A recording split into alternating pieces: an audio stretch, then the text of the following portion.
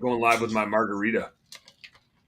Oh, Margarita and a cooler full of Busch Lights next to me. All right. We are allegedly live on the interwebs. I see us. Let me make sure my volume is turned down here on my phone. And let's do a little quick share and let's get into it. What's up, hunting buddies? And what's up, all you business nerds out there? This is going to be an impromptu part 2. If you didn't catch part 1, we recorded an episode like a week and a half ago. It seems like it was longer than a week and a half ago, dudes. Like I don't know, like I don't know what happened, but can we go back? yeah. You guys are all frozen. You're frozen. It must be you. Back. Yeah. Most Yeah. So we recorded a part 1 episode of a Kentucky bow hunting trip we did like a week and a half ago. Ben, I like your little beer head. Who's got me on their phone? I hear myself on somebody's phone over there. That's Cole. That's cool.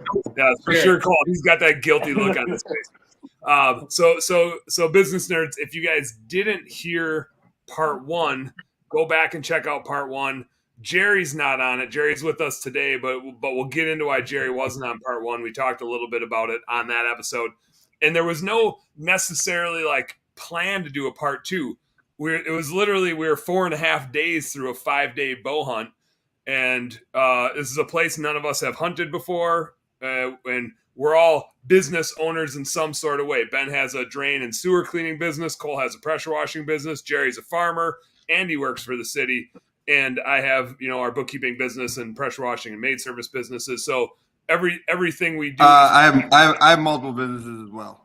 Okay, yeah. Ben also has another business and like a property holding company. So good job, Ben. Way to go. Ben has 3 businesses. He wants to make sure you all know that. He's 4. Now he's gonna start making 4, but I'm closing one because I don't like it. He's literally signing up a new LLC right now just so he can say he has another business. So you can have more. But seriously, we were 4.5 days through a bow hunting trip, and we recorded a podcast to kind of recap it. And bow hunting is funny in that there's just a whole shitload of business lessons learned in the ups and downs and the trials and the tribulations and the things that you overcome, which is probably why business owners tend to get attracted to something like bow hunting, because it's like it's an exodus from the stress of the life we live, but it also comes with a whole shitload of challenges to overcome, and then success in like small doses. But when you get it, it's like overwhelmingly awesome, just like running a business. And so we kind of tried to pull out some of those business lessons, and we said, you know what? Hey, if we got this evening hunt, and we kind of talked about the game plan a little bit, and we'll recap that. We said, hey, if shit goes down, let's do a follow-up episode. Well, I mean, like shit went down more than we could have projected that shit would have went down. And so we've got some further stories of the last afternoon, as well as some more business lessons learned. So I want to get right into it, but I'm gonna first start. Let's do some quick intros here. We got Ben Smith, who if you're watching on Facebook right now, he's got Big Buck Killer Ben, aka BBKB, which I just find that like really hard to say. I don't think that's actually like an abbreviation. It almost feels like a little bit of a long cut. It's like four letters and an abbreviation is too many, man. You got nothing to say? You can call me Buck.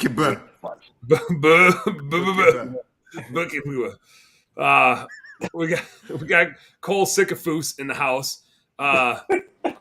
Now, like Cole's an all right guy, but Cole did show us a video of his Uncle Greg literally capturing a turkey with his bare hands, and they got it on video. So, like, yeah, Cole's Uncle Greg, the man, Cole's related to him, so he's an all right guy, but Cole was filming. So, I mean, like, one more notch in your belt, Cole. What do you have to say for yourself? Yeah, sometimes the guy that's filming had a lot to do with it, right, Dan?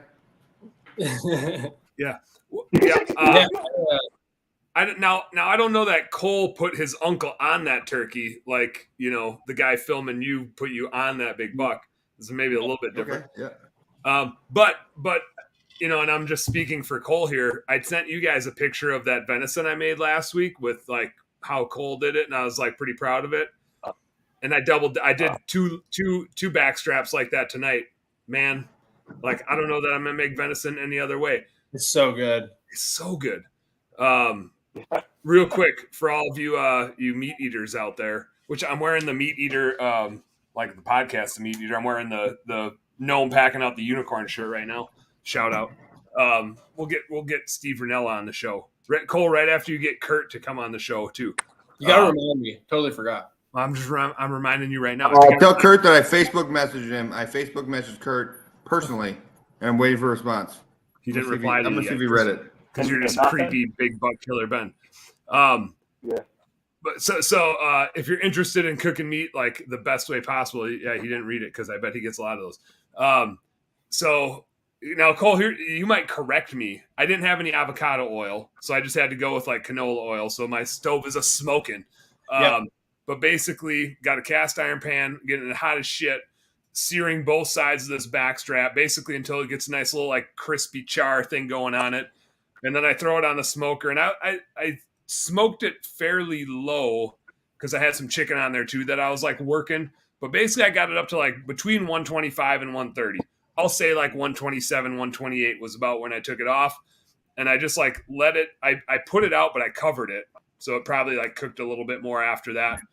And I'll say this. Hold this in the video.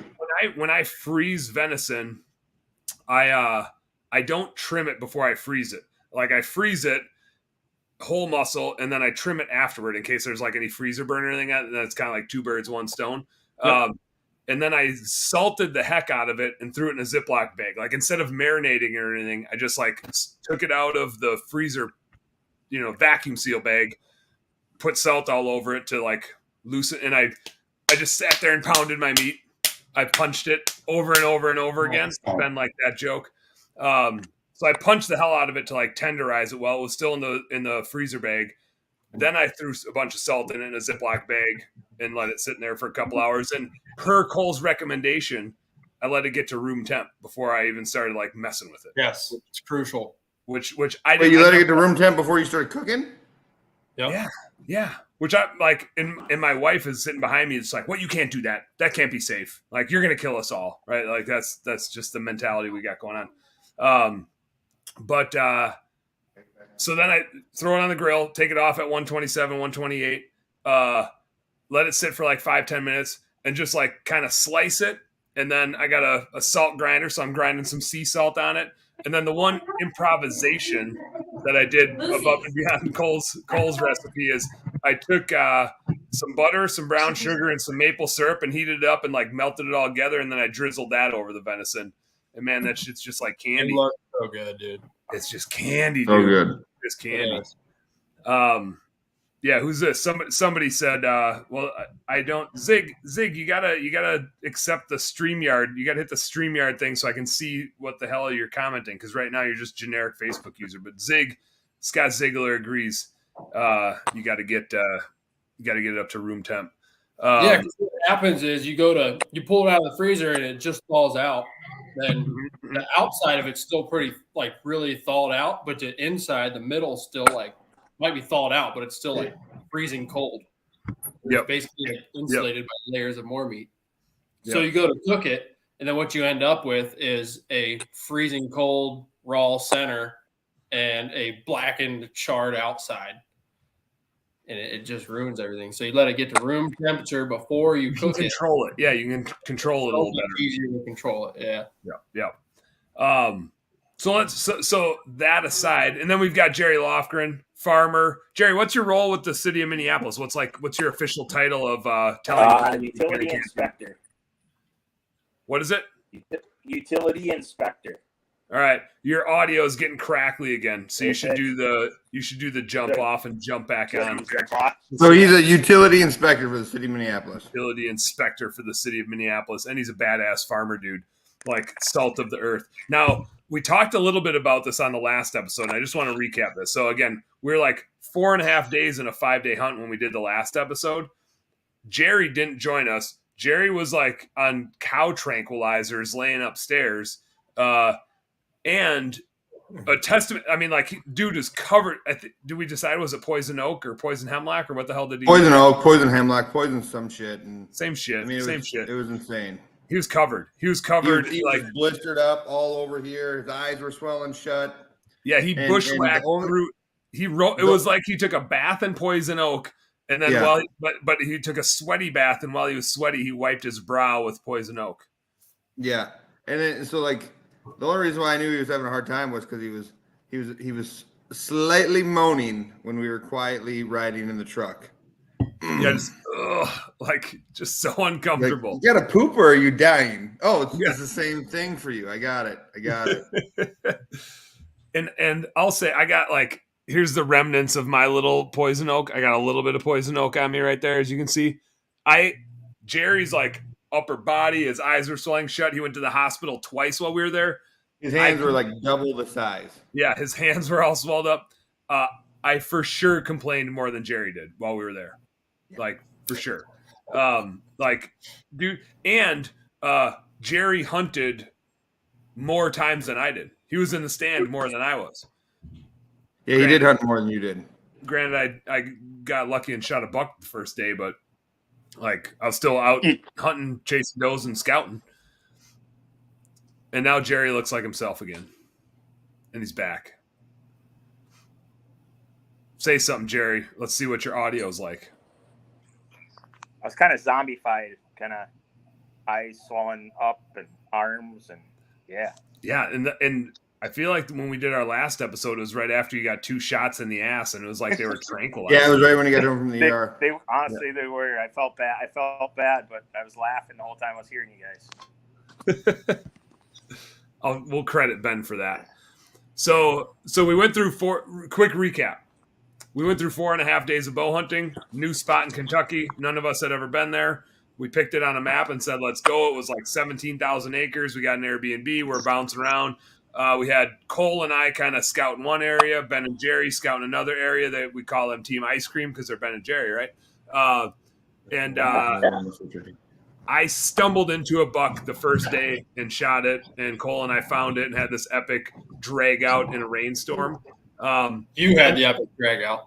Yeah, I had an epic drag out, and Cole just had to stand there while I refused his help and just like wait for me in this rainstorm, like you asshole. Epic motivational quote. What's that? I had epic motivational quotes while watching you drag your deer. Yeah. While you just stand there in the rain, like, man, I'd love to help this guy drag this deer so we can get the fuck out of this rain, but instead I'm just standing here getting soaked while Dan insists on dragging his buck out. So anyway, we got that buck out, we got it cleaned up, and then the next few days, I don't know, like it was just kind of hot, and we weren't on to any incredible sign, and so we like hunted but scouted, but I don't know, Cole, I feel like we didn't find it. We eventually found some good shit and found some private that we got access on, and that was a game changer that we talked about. We used the private to get access to the public. Yeah. And Ben, Jerry, did you guys stumble across anything where you're like, oh hell yeah, or was it just like we'll keep searching? No, man. I bet this property had this public had like 3 big fingers on it, and then like a big main part. And Cole and Dan pretty much only scouted the one north finger, and me and Jerry scouted pretty much the entire all of the rest of the 18,000 acres, and found like no really good spots. Honestly, the best spot we found was that first spot in the corn. Wouldn't you say, Jerry? Yeah, I would say. Mm-hmm. First. Other than that, like I mean, what's that? The first spot that teased us, you know. Yeah, that was probably This our best spot, but could be, you know. I didn't hear anything he said. nope, you're cutting out. All I Try got killing was- your video, Jared. See if there's a way to say like stop cam. Maybe you just don't got to look at your ugly self. Might help your audio. Yeah. Okay. You know, Okay. Jerry's not good with technology. Oh, look, it's back on. It's off. It's on. It's off. It's like your grandma. How do you work this Dude, thing? And then I mean, all of a like, sudden it comes out. but like Jerry's tractor has more technology than I have in my whole office. I know. He's. I know. Look, now he broke it. He Jerry, turned hit his stop audio camera. I off. can still see you. He turned his audio off, so now we can't hear him, but we can still see him. That's classic. So, So basically the spots we scouted just were just kind of turds. And I'll say we had like what 4 or 5 cell cams out. So like we had cellular trail cameras out to like take pictures of deer when we weren't there, and we got a few pictures, but no bucks worth chasing. I don't think, right? I don't think we got. Oh, we got that one. The spike. We got that one forker that was popping up right where Dan got his buck. Oh yeah. That I saw, and then didn't you end up seeing him too, Ben? Or Cole? I didn't end up seeing him. Yeah. No, I didn't see him. I saw him in person. I'd have killed him. In fact, you tried to kill a spike after you ended up killing a buck. You were just out. I'm on a roll, dude. I'm taking them all down.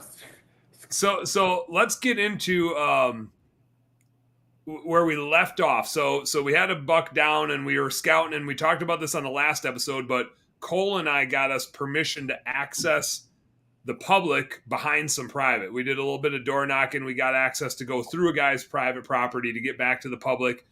And the reason why that was super lucrative is it was like soybeans all the way along this private access point with public behind it.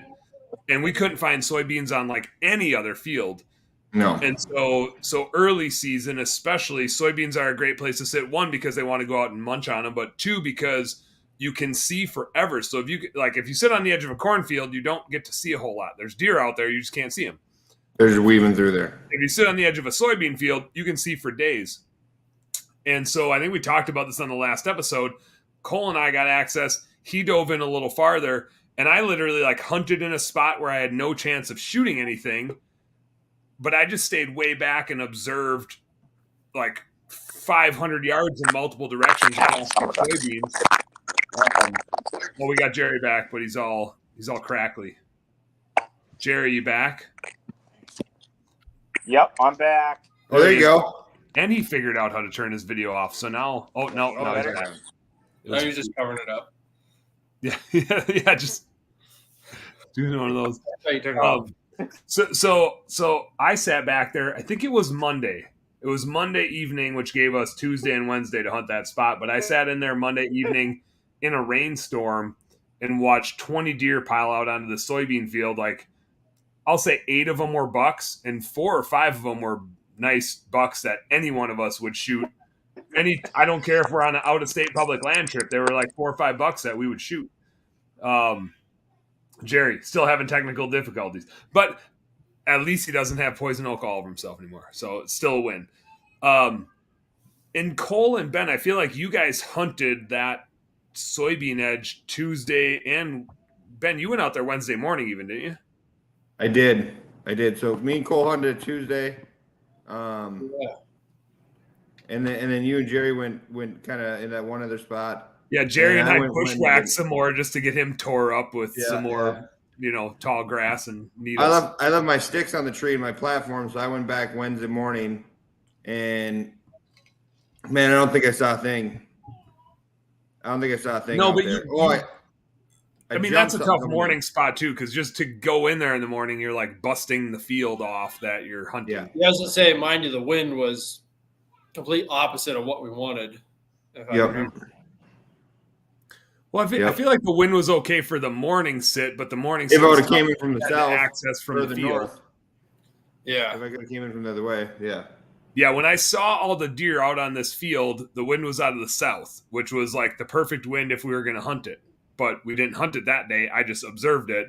The next 2 days, the wind was out of the north, which was the perfectly wrong wind for this spot.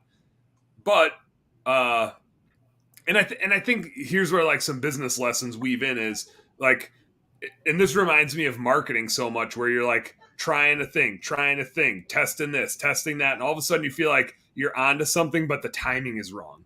Or it's like you finally figure out a marketing lever that works, and then 2 guys quit, and you're just like, fuck, like, can we just make this thing work? And sometimes you're still like, F it, send it, right? It's like the last week of the season before we got to shut down. In this case, for us, it was like, well, it's our last afternoon.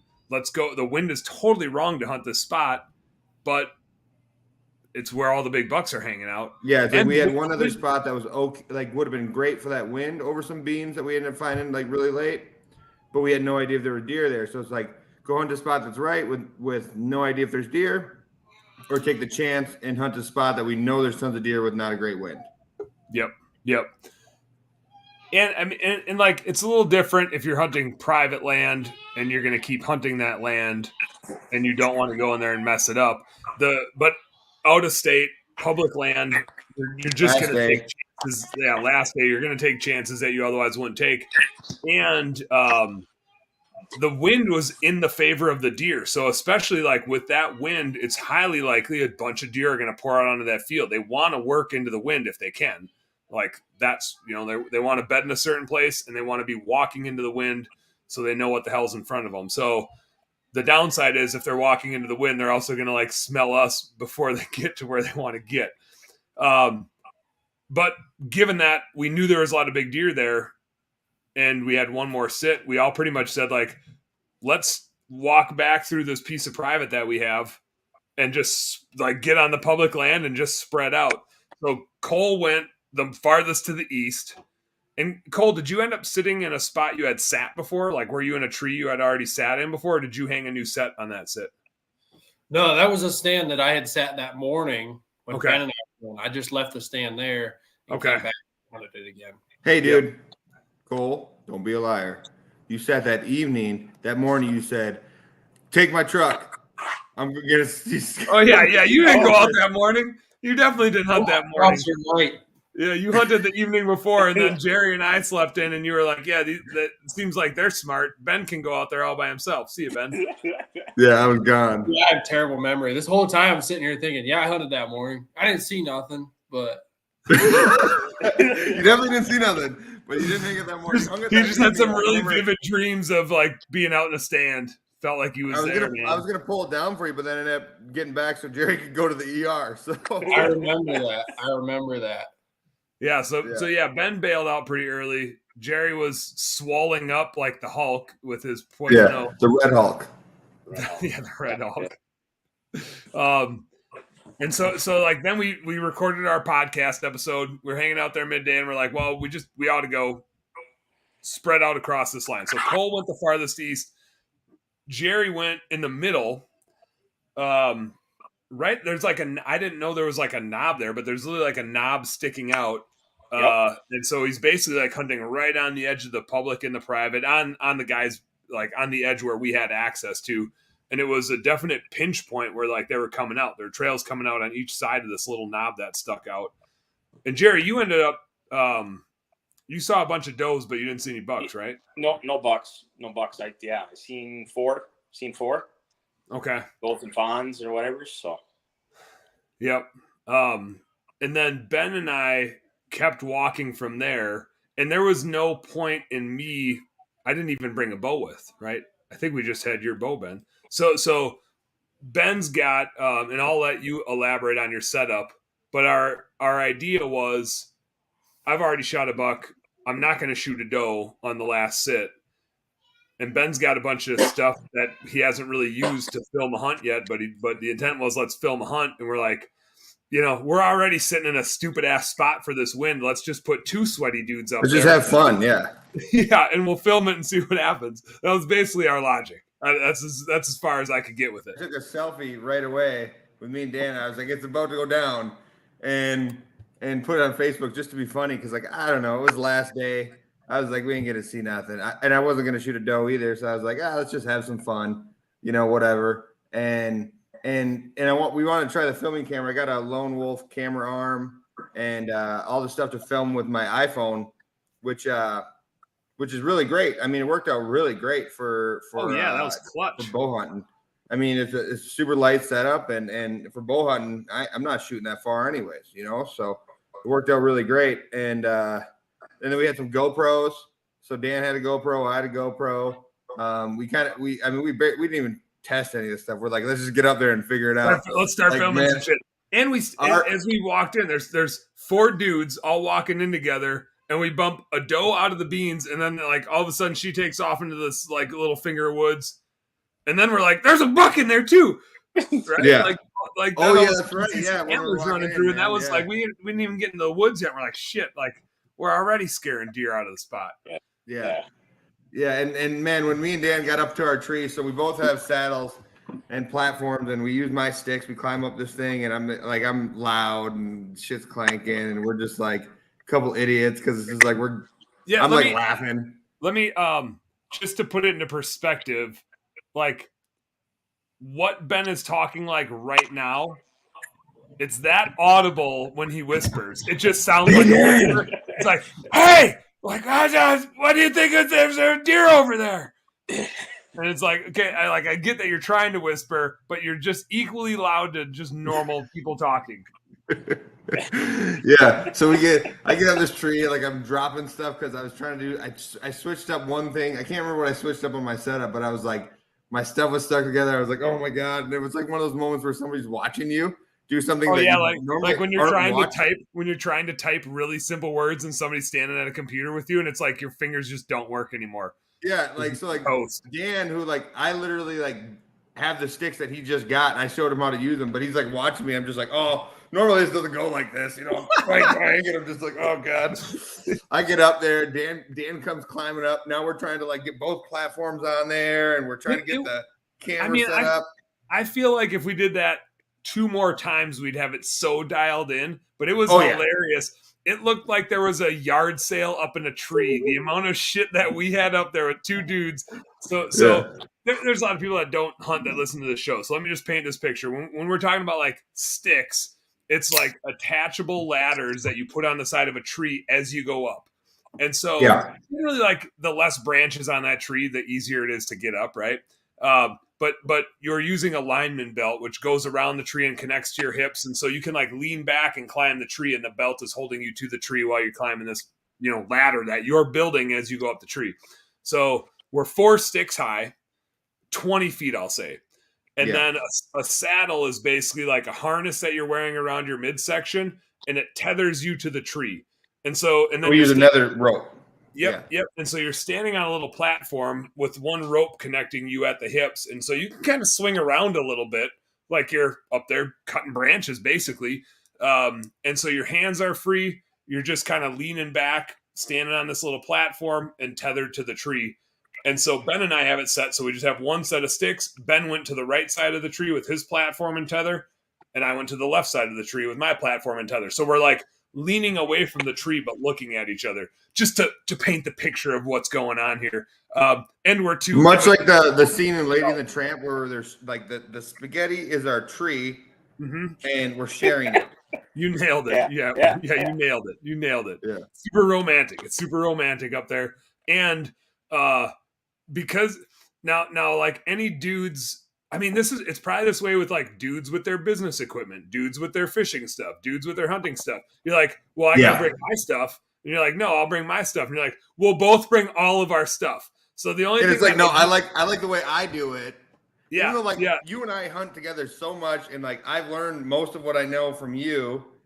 But it's just like, but now I've made my own way, and I'm just like, you know what, dude? I don't like the way that you did that. I'm gonna bring my own stuff. Yeah. So, but I mean, we used your sticks, and you had the bow. I didn't bring my bow and like camera arm and stuff like that. But then it's like we both have a strap going around the tree with different things. You have an ozone machine. I have an ozone machine. You have a rangefinder. I have a rangefinder. You have some binoculars. I have some binoculars. Like, it's just the amount of shit hanging. You have a backpack. I have a backpack. You have a thermocell. I have a thermocell. Yep. The amount of shit hanging off that tree. Like, if we would have all leaned one way or the other, like we could have maybe like got that tree to start. Yeah, we could have got it rocking. Oh yeah. We had like 40 pounds worth of gear just hanging off the side of that tree. It was. Which explains why the deer walked by and just looked at us like, what the hell is going on up there? You're like, oh no, that's not 100. That's just a big growth that's a big growth. We probably a hunter would be much smaller than that. This is like a swell all the way around the tree. Is what it was. Yeah, no, it was really funny, and it's like it was hard to take it serious because like I don't know. I mean, I thought maybe someone would walk along, but like it was just at that point to me, it was just like. It's kind of been a hard trip, at least for Team Ice Cream, me and Jerry, because of our first night. Team DC. Yeah. I don't know what.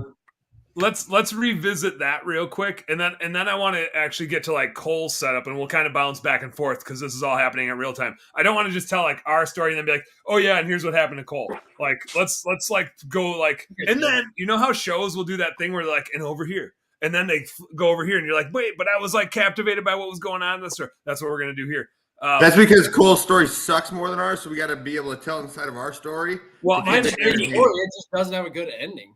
Right. Well, and there were two people at our story, so it's twice as cool because two of us got to experience it. Yeah. Like I said, Cole's story Cole's the only one that was there for his That suckiness. might not even be true.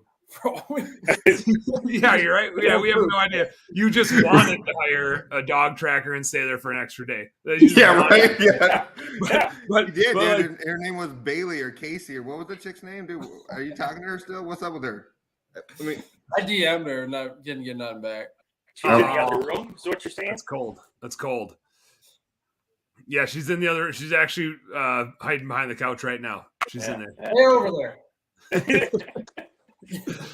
So we talked about this a little bit. I still think it's hilarious. Like Cole and I have this epic day one and bring a freaking velvet buck back, and we're just like jacked up. Like we got one. We did it.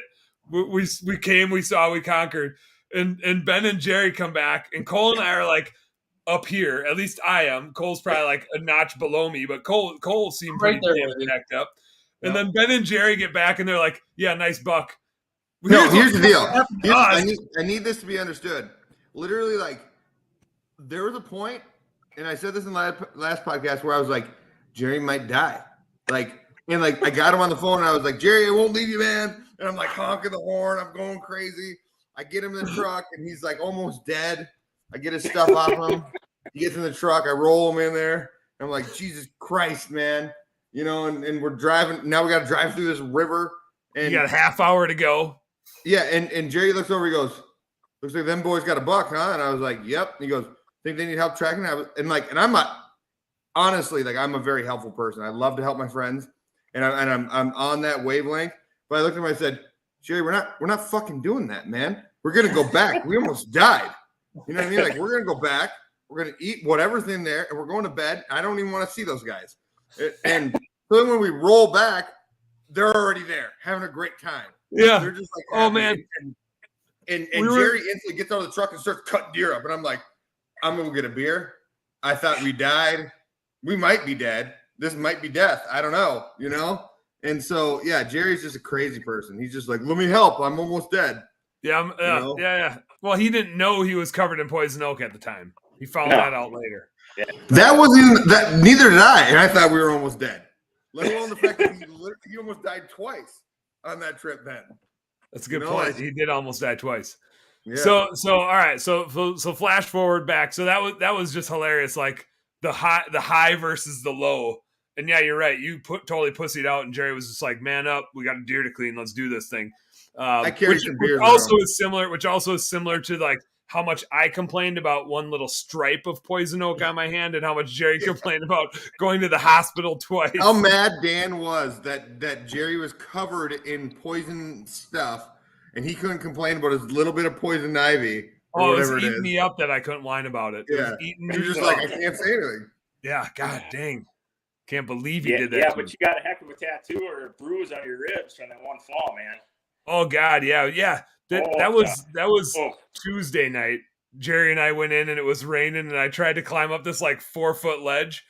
And I like in hindsight, how stupid, right? But I had my bow in one hand and my phone in the other hand with like my maps up. So no hands to catch myself. And I had my climbing sticks. They're all 4 stacked together and they were on a strap over my shoulder, but I had them in front of me so they weren't clanging on anything. And as I like try to go up this mud bank, I just face plant and I have no hands to catch myself. So just rib cage on like metal pointy things right into me. Yeah. And man, that thing just turned purple. It was like instantly purple. it sounded like a double lung hit, you know. That hollow thud. Jerry, I'm punctured. I don't know the sound. Yeah, Cole just knows. Jeez. Sorry, Yeah. Cole. Sorry, Cole. I know what it Not sounds like when you hit body cavity, but then it just goes. Oh, that's weird. Sounded like it went through a bunch of grass. That's not good. Yeah. I'll Google it just as much as Ben had to Google deer blowing. Yeah. That's a whole nother episode. That's man. a whole Let's that's a not go whole podcast right there. Ben, we'll have to do a podcast this year from Illinois. We'll do a business lessons learned on an Illinois rut trip. So Cole, you went farthest to the east, and this was like I think this was like the third or fourth time you sat in that spot. Like you had a spot picked out, you had seen deer there. Give us that like entrance and when you started seeing deer, because I think you actually took a shot before Ben and I did. When I like looked back at the timing of it all, it was pretty damn close. But let's go through what your happenings, and then we'll stop at the point where you let one rip. Yeah. So the whole time you guys are up there clanking and making music in the tree stand and setting up your gadgets and gadgets. Yeah. Ace holding my shaft. I had already been sitting in my stand for at least 45 minutes at this point. I bet you had been up there for at least 45 minutes since your stand was pre-hung. It took Ben and I a good hour to get up that tree. I waited to send a text out to see if you guys were like all up and ready, because I was like, well, I know they got stuff to do. So I'll give it a half hour, 45 minutes, shoot a text out. And I thought I would get a text back of like, yeah, we're all set up. Everything's good to go. And I don't get nothing. The day before, we were all texting back and forth the entire hunt. It was a blast. And then tonight, like, everybody's up in a tree and good. And I think Jerry was like, yeah, I'm good. And then nothing from you guys. And I was like, well, I'm not blowing my hunt to go see if they're okay. So you might be dead. Guys, let's check them in the dark. But yeah, we'll wait after dark. Yeah. Yep. And so not really a whole lot happened in between that time of before I was shooting, and it did. You just didn't know. It was me and Dan climbing up a tree, scaring all the deer your way. Yeah, that might have been what happened. Honestly, I sat in a spot where like, was it 2 days before that? I went to go sit in this spot, and I thought for sure there's no way there's going to be nobody there. And no, it was the night before, because the night before that you sat just a little bit on that dude's land, right? Yeah, yeah, a little bit. But I went to go to where I sat. Yeah, Monday night when I did the observation sit, Cole tried to go back in there, and there was a dude there. Oh, that's right. Yeah, there was a guy literally 5 yards from the stand that I ended up. The tree. You were so mad. You were like, "What the fuck?" I was pissed. I went from like complete high, like there's not gonna be nothing back here. And not like mad at him, but just like mad at the situation. Like it was just like yeah. And that had to be the dude that we saw at the access point. Like Cole and I walked 300 yards max to get 200 yards to get to our spot. This dude walked like 2 miles around the access point, all the way down the riverbed and in through the public to get to this spot. And Cole, do we know if he got something? He didn't get some other, did he? I bet he was more frustrated to see me. Oh, yeah. Yeah. If he recognized you, he'd be like, that son of a bitch. Yeah. Yeah. You come in all not sweaty and shit. Yeah. But you adapt. Just do. Yeah.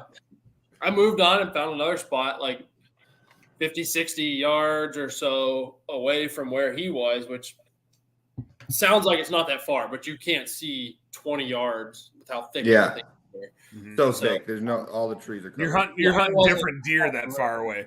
Yeah. And I ended up having a deer I had that doe come through, and I almost shot her. And was that the day that you had the forker come through or whatever? You were like, oh, should I shoot him? And I was like, I'd kill him. That was the next night. Oh, okay. In that same stand that I ended up shooting at the buck. Okay. Yeah. But not a whole lot happened prior to them deer coming. I honestly sat there thinking, well, I know there's deer here, but I have not very little confidence because my wind is blowing directly into the bedding area. It was kind of like, let's hope something happens. We got a couple days here. I know there's deer here. It's very much one of those situations where it's like, I know it's not optimal. And just back to like business lessons, it's like, I know this isn't my perfect situation. It's not the way I wanted this job to go, but I have this job and I just need to execute it. And like, we got to get it. Ben, it just reminds me of your freaking dig that you've been on for like 2 weeks. It's like, we pretty much finished it today. yeah, it's like I'm on this job and this is where I need to be. And it's not the way I would have wanted it done, but You just got to get it done. we just got to keep Keep your head down pushing. and keep working. Yeah. Imperfect action is better than no action. There you go. There you go, Latimer. Gary Yeah, knows so all I'm about sitting that there job. Gary thinking, knows all about that job. Nothing's gonna happen, and I'll cut it off before anything exciting happens. But right about I don't know, hour and a half before dark, it was early, directly downwind from me. Could have been any more downwind from me. Behind me, here come two really nice bucks. To the point where I was like, oh, which one do I focus on here? Because they're like one's short and tall, and the other one's wide. Short and tall. Hold on. Say that over because whatever you just said didn't make any sense. One is narrow and tall. Narrow. That's the word. One is wide and short, maybe. I couldn't think of the opposite of wide. Yeah, So- yeah. Short, but you know what I mean. Yeah, if you tilt your head, it's short. Yeah. Oh, yeah. Yeah. It's a really good point. That's a really good Yeah, point. so narrow and tall versus wide and shorter tines, and it ended up being the nicer of the two was the wider, shorter tine one. He looked like he had more mass at the bases, and even out towards his G2s and G3s, he just carried that mouse out there, and so they're walking directly behind me. Were they downwind when they came in? Oh yeah, couldn't have been more downwind. Yeah. It was terrible. Like the whole time I'm sitting there looking over my shoulder, thinking any second now he's gonna go, and it's all over. Pick you out. Yeah. You know, Well, so you've got what's two older bucks. Like, it's one thing to like have an older buck slip by in and they're gonna bust you every time. When you got two older bucks that are coming in downwind, it's like you're fucked. There's no way Well, I know. one of them's not gonna pick you out. Yeah, in to boot, I'm in a tree with 0 limbs on it. I have hardly any cover, so I'm thinking the whole time I'm thinking I don't know how this is going to happen. How far away were they when you saw them? When I first saw them, they were only 35 yards. Oh, they came out of one of those tunnels. Yeah, I Ben, wasn't that was looking at Ben them. and I had that happen too. Yeah, you're looking in the direction you want them to come from, the direction you expect them to come from, and it really was like out of the corner of my eye. I just like, oh hey. Oh, Ben and I's was different. We were looking at where he came from. Yeah, we were. Him, and then all of a sudden you're like blinking. You're like, oh, there he is. He's 25 yards away. I don't know. Not only were we looking at where he came from, we saw other deer there, and there's one like little buck that we were hoping was going to come from there, and we still didn't know he showed up from there. So, I mean, we eventually saw him, and then he just disappeared in the same spot. Like, yeah, the canopy in the woods made it so dark that they just like blended in, and they would appear and disappear in like seconds. yeah. I've never had anything like that before hunting in like what I would consider like decently open woods where Ben and I was. But anyway, Cole, go through like your shot, and then we'll recap. Yeah, I'll go like to, the outcome and stuff. I'll go up to why you guys weren't texting me back. Yeah, So It's because we don't like you. that's what I assume. Don't Is make that it what up. airplane mode means? Yeah. So Cole, hey, you know what, Cole? I want to tell you something right now before you continue. You are my 4th favorite person I've ever hunted with. No, wait. how many people have you hunted with? I'm changing that. You're my 7th. And I've hunted with 9. But I've hunted with 9. No, you I've made hunted the with top 8. 10 at least then, right? You're above David. That works for me. It literally just progressively got worse. I went from being the 4th best person you've hunted with to the 7th out of 9, and then 7 out of 8. Nah, I like So I'm if my kids not can the hear me 4th right now, best. I would say you're above them. You pull your weight more than them. Oh, you do feed me. So I'm the second to last best person you've hunted with. Oh, Ben's having a lot of second thoughts here. Ben's got some Yeah. withdrawal. I'm getting this evil look from Charlie. He's mad at me. Charlie, you need to learn how to cook like Cole, and you can move up the ranking. I'm changing the ranking. You are now 5th. 4th. 5th. My wife has to be number 1. She went Right, once. well, Continue. I'll work on that. Thank you. I'll work on that. Yeah. Appreciate you. Yeah. I'm What glad. can Emily do that I can't do, Ben? A lot. So Somebody's like how long we are.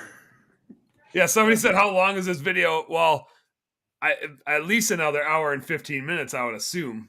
We got a lot of story left. I got a lot of beer. It's my mom. It's my mom. It's your mom. The past your bedtime? Yeah, Ben, your mom's clearly sending a message. I got her. I told her to go to bed. Let's go. While Ben's Cool. frozen here, at least he was frozen for me there. Now you're Yeah, back. he's a blur. He's a Sasquatch.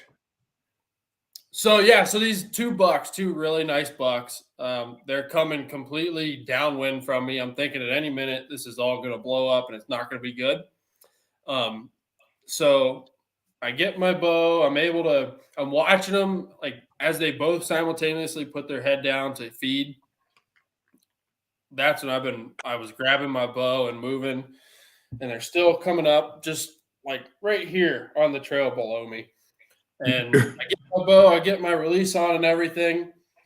And the bigger buck that I wanted to shoot is probably 15 to 20 yards right below me. And I've got a very small window. I showed Jerry, I was showing you what I shot through when we went back to get my arrow. It was a pretty small window, but I was afraid. Like a basketball or a beach ball? Or what are we talking about here? Volleyball. That's what I Volleyball. Yeah, I mean, that was tight. it was questionable, but the It was adrenaline. the last day, baby. That's what my mind is telling me. Like it's now or never, because that buck in the back, he's like the buck that I wanted to shoot. He had plenty of cover below, like above his head, to where I think I could have got away with more. But the buck that I didn't want to shoot, he was more off. He was in the wide open. Like I feel like he could have picked me off so easily in that tree if he wanted to, and I was just waiting for it to happen. So once I finally got my bow and my release on and everything, I waited till they both put their head down, and I drew back in front of me, and I actually like shifted to behind me, and I got on him, and I took what I thought was a reasonable shot. And long story short, Hold on, let's stop it there. There's one thing that I noticed in multiple encounters of ours was we'll get to the outcome of yours. This is the point where it's like, and then over here's what's going on. We'll come back. I noticed this with the Buckeye shot day 1. Just a little bit of a lack of awareness. And I think Kentuckians don't know how to climb trees, so they don't know to look up. I don't think What it's do you that. say, Kentuckians? Can you climb? It's like, Ben, you haven't really hunted opening weekend ever before. I think it's an opening weekend thing. And like I haven't hunted. I've hunted opening weekends before, but never like 5 days straight. Usually when I hunt an opening weekend, it's like an afternoon sit or 2, and I don't like, maybe I go shoot a doe or not. But I'm not like aggressively out hunting for trophy bucks like we were, where I'm like trying to peg their behaviors. And it just seemed, and I've heard about it, but I never had observed it, that they weren't quite as dialed in on being scared of a human yet. Well, I think it goes to your marketing thing that you were talking about before, where like those same marketing tactics work over and over and over and over again. Sometimes that tactic needs to like take a break. You know what I mean? So it's almost like that, where it's like, well, you're not going to be able to get them down this funnel anymore because they've been going down that funnel all Christmas long, and they're like, they understand what's happening, and they're not going to do that anymore. You know what I mean? But then they have like 6 months off where they're not getting hit by that kind of tactic, and it's like, oh, everything's great. The hunters are all dead. Where the deer have won. Yeah. And then all of a sudden it's like, pow, pow, pow. And we're back. It takes them a little bit. And I think when you get to like mid-October is actually kind of the toughest. because now they're onto the fact that they're being hunted and they're not rutting yet where they're being stupid. Like mid-October can be tricky because the does are looking for you and the big bucks are moving like 100 yards, right? They're just not going very far. Yeah. And then as October moves along, like late October, you start to see more movement, and obviously November is the rut and so on and so forth. But I don't know, Cole and Jerry, you guys have hunted as much, if not more than I have. Ben, you can shut the hell up. But Look at my name. Look at my name. Right. we'll get to you. As I say that, like Cole, you were kind of being like, oh yeah, no shit, like a little bit. And Cole, you had said you haven't hunted a lot of early season, but did you kind of notice the same thing? Like the deer just weren't quite as like, hey, is that a human over there? I better run my ass off. Yeah, so I was going to mention that this is like I've hunted a lot of public land for mule deer, my antelope, all kinds of other stuff, but this is the earliest I've ever hunted whitetail. Our season doesn't come in until it actually comes in this coming weekend. Yeah, in Ohio, right? Yeah. So this is the earliest I'd ever hunted. We don't get a chance at velvet mule deer or velvet whitetail. And I'll say this too. I don't know what it was. Like this buck here, this was my buck last year. I was not shaking at all. I was cool as a cucumber, dialed in. It was a 34-yard heart shot. The deer ran 10 yards and fell over. That buck that I shot, Didn't go 20. No, he might still be going. The one I shot in Kentucky. That one did not go 20. Right. None of these ones did. But man, I don't know why I was shaking like a leaf in that tree not when I first saw him, but by the time I got my bow in my hand, I realized like this is a really nice deer. It's not like this is a smaller deer, is probably what I would expect to shoot on public land. This was like a very respectable deer. I would shoot him opening day here in Ohio on my lease. Cool. Have you ever killed a buck like for the beginning of the season, or do you usually get like a doe or something first? Honestly, I don't hunt early season. But I'm saying like first, like do you think if you would have got a doe first, you would have like do you think because you didn't get your doe first or something? Yeah, probably. I think that had something to do with it for sure. Because it's the last day, man. You know, we're pouring it into it. We're like, this is it. You know, so there's a lot more than just the shot of the deer that you were feeling. I think. You know. Yeah, and I have like 3 somewhat strangers that I have to like cook for. Talking about. Right. You can cook for us anytime, Cole. So, yeah, you come cook whatever you want, bro. That's a good question, though, Ben. I would take that back to a business lesson, too. It's like going to sell, if you've been doing a lot of residential and you're going to go start selling some commercial shit and you're like going from small jobs. Like, Ben, you go from like a drain cleaning to a sewer repair, right? Like the nerves when you get to that scale, it's like, man, don't just jump into that big ass job. Like go get some other smaller jobs under your belt and sell some smaller jobs and execute some smaller jobs to get the nerves off. It's hard, even when you've done it a bunch, when you haven't done it in 9 months. Yeah. And the first year you pull back on is a freaking booner. It's like, oh shit, like that's a big ass buck. And even though I haven't shot at one of these in a while, I still know it's a big ass buck. Yeah. I hadn't, prior to like shooting the 10 or 12 times shooting my bow prior to coming on this trip, I hadn't had my bow in my hand since last November. Probably when I shot that deer was probably the last time I had my bow in my hand prior to going on this trip. And so nerves were high, expectations were high for me, and it all came together very fast. And my nerves and my adrenaline pushed me to just, I'm on him, take the shot. And so, all right, we're jumping over to Jerry. Like 200 yards to the west. Yep. Jerry's about 200 yards to the west, and then we're like another 200 yards maybe west of Jerry. So let's, pan out.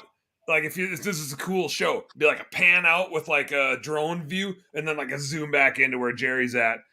Jerry, did you see any deer early? Because we both shot at deer like pretty early. Were all your deer late, or did you have deer moving around you? Kind of the same thing on like honestly, probably 10 minutes after I was set.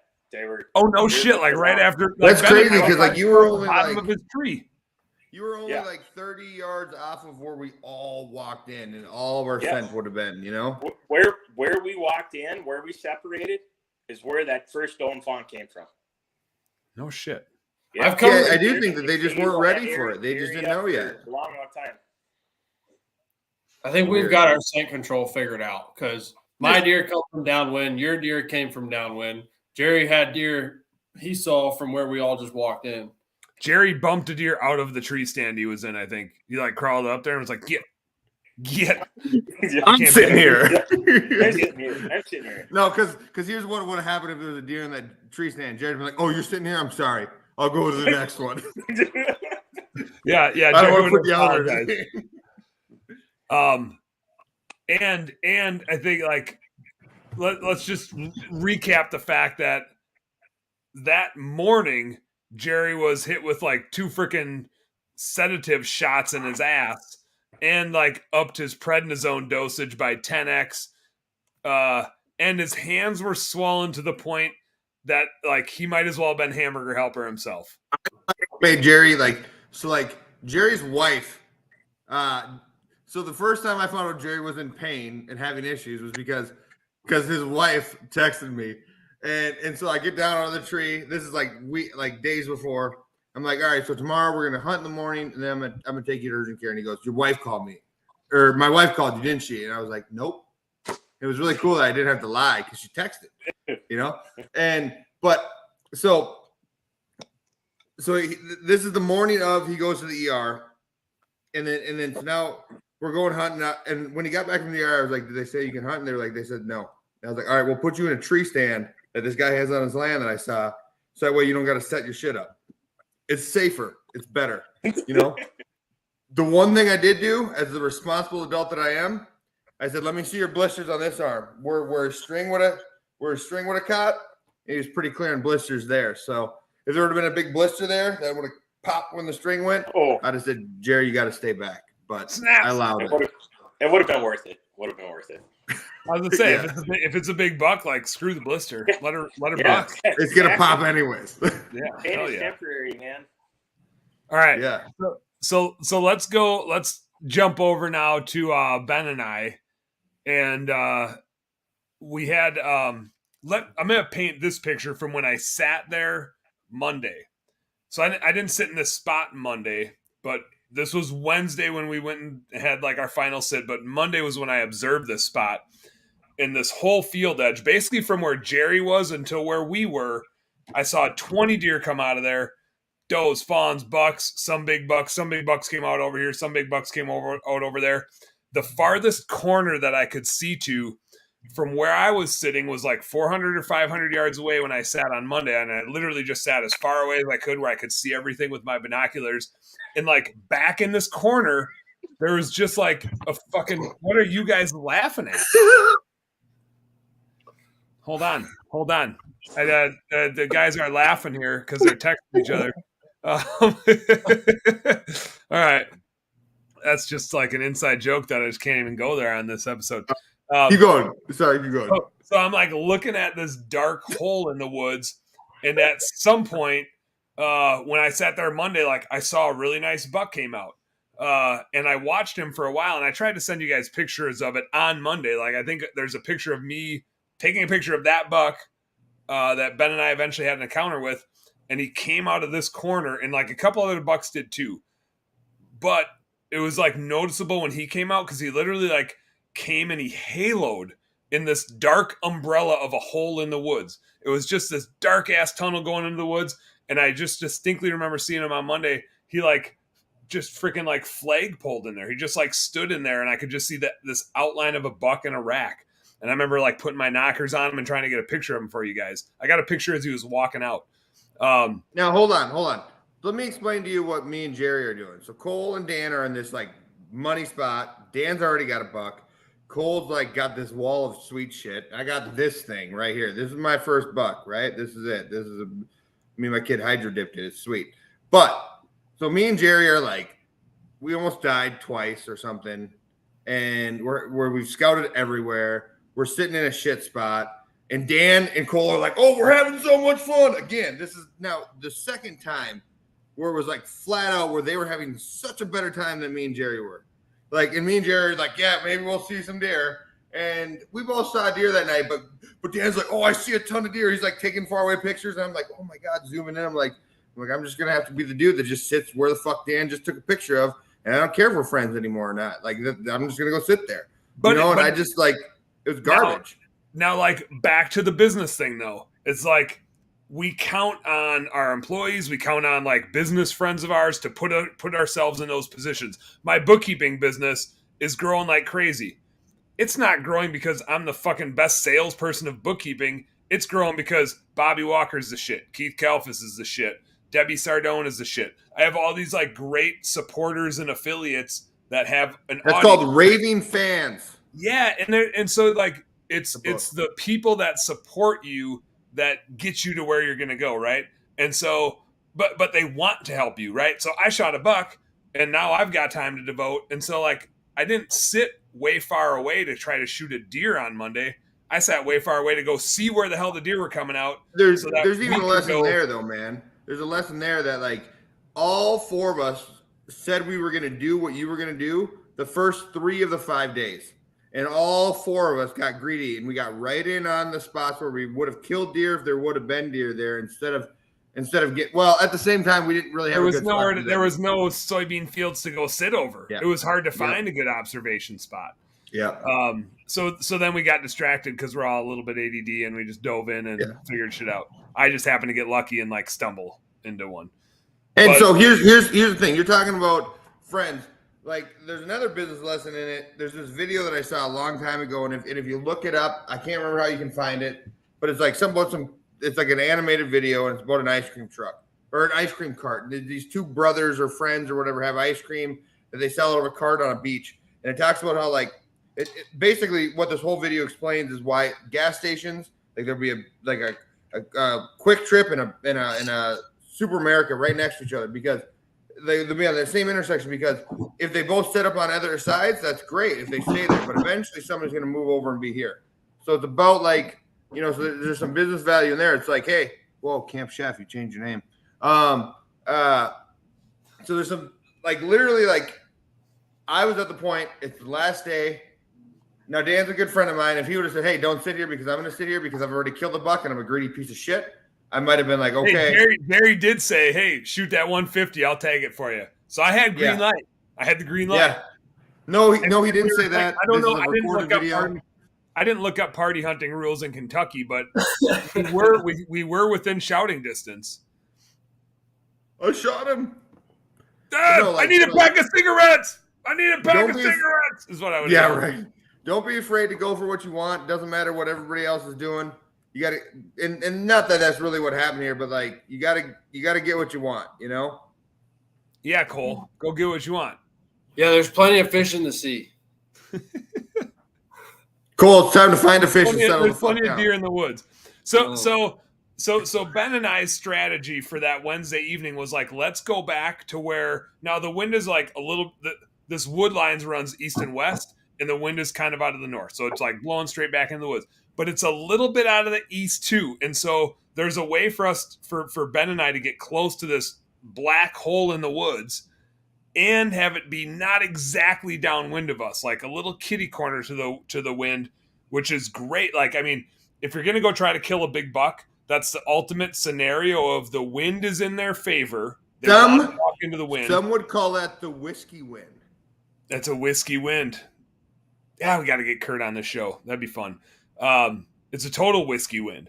And, but that's what the buck wants to do. And if you can sneak in there and get right along the side of the wind where he'd bust you, but he doesn't bust you, that's exactly what you need. So, so Ben and I go in there, we hang our freaking Christmas tree full of ornaments. I mean, it had to be from the time we were at the bottom of that tree till the time we were fully set up, 30 to 45 minutes, probably 30 minutes. I wonder if there's a way I wonder if I could look back and did we send a text when we found our tree or anything? I don't know. We found the tree though. I feel like we had a perfect tree where now again to paint the picture the black hole in the woods. It was dark in the woods too. It was some thick ass shit going back into the woods that the deer would come out of into that hole.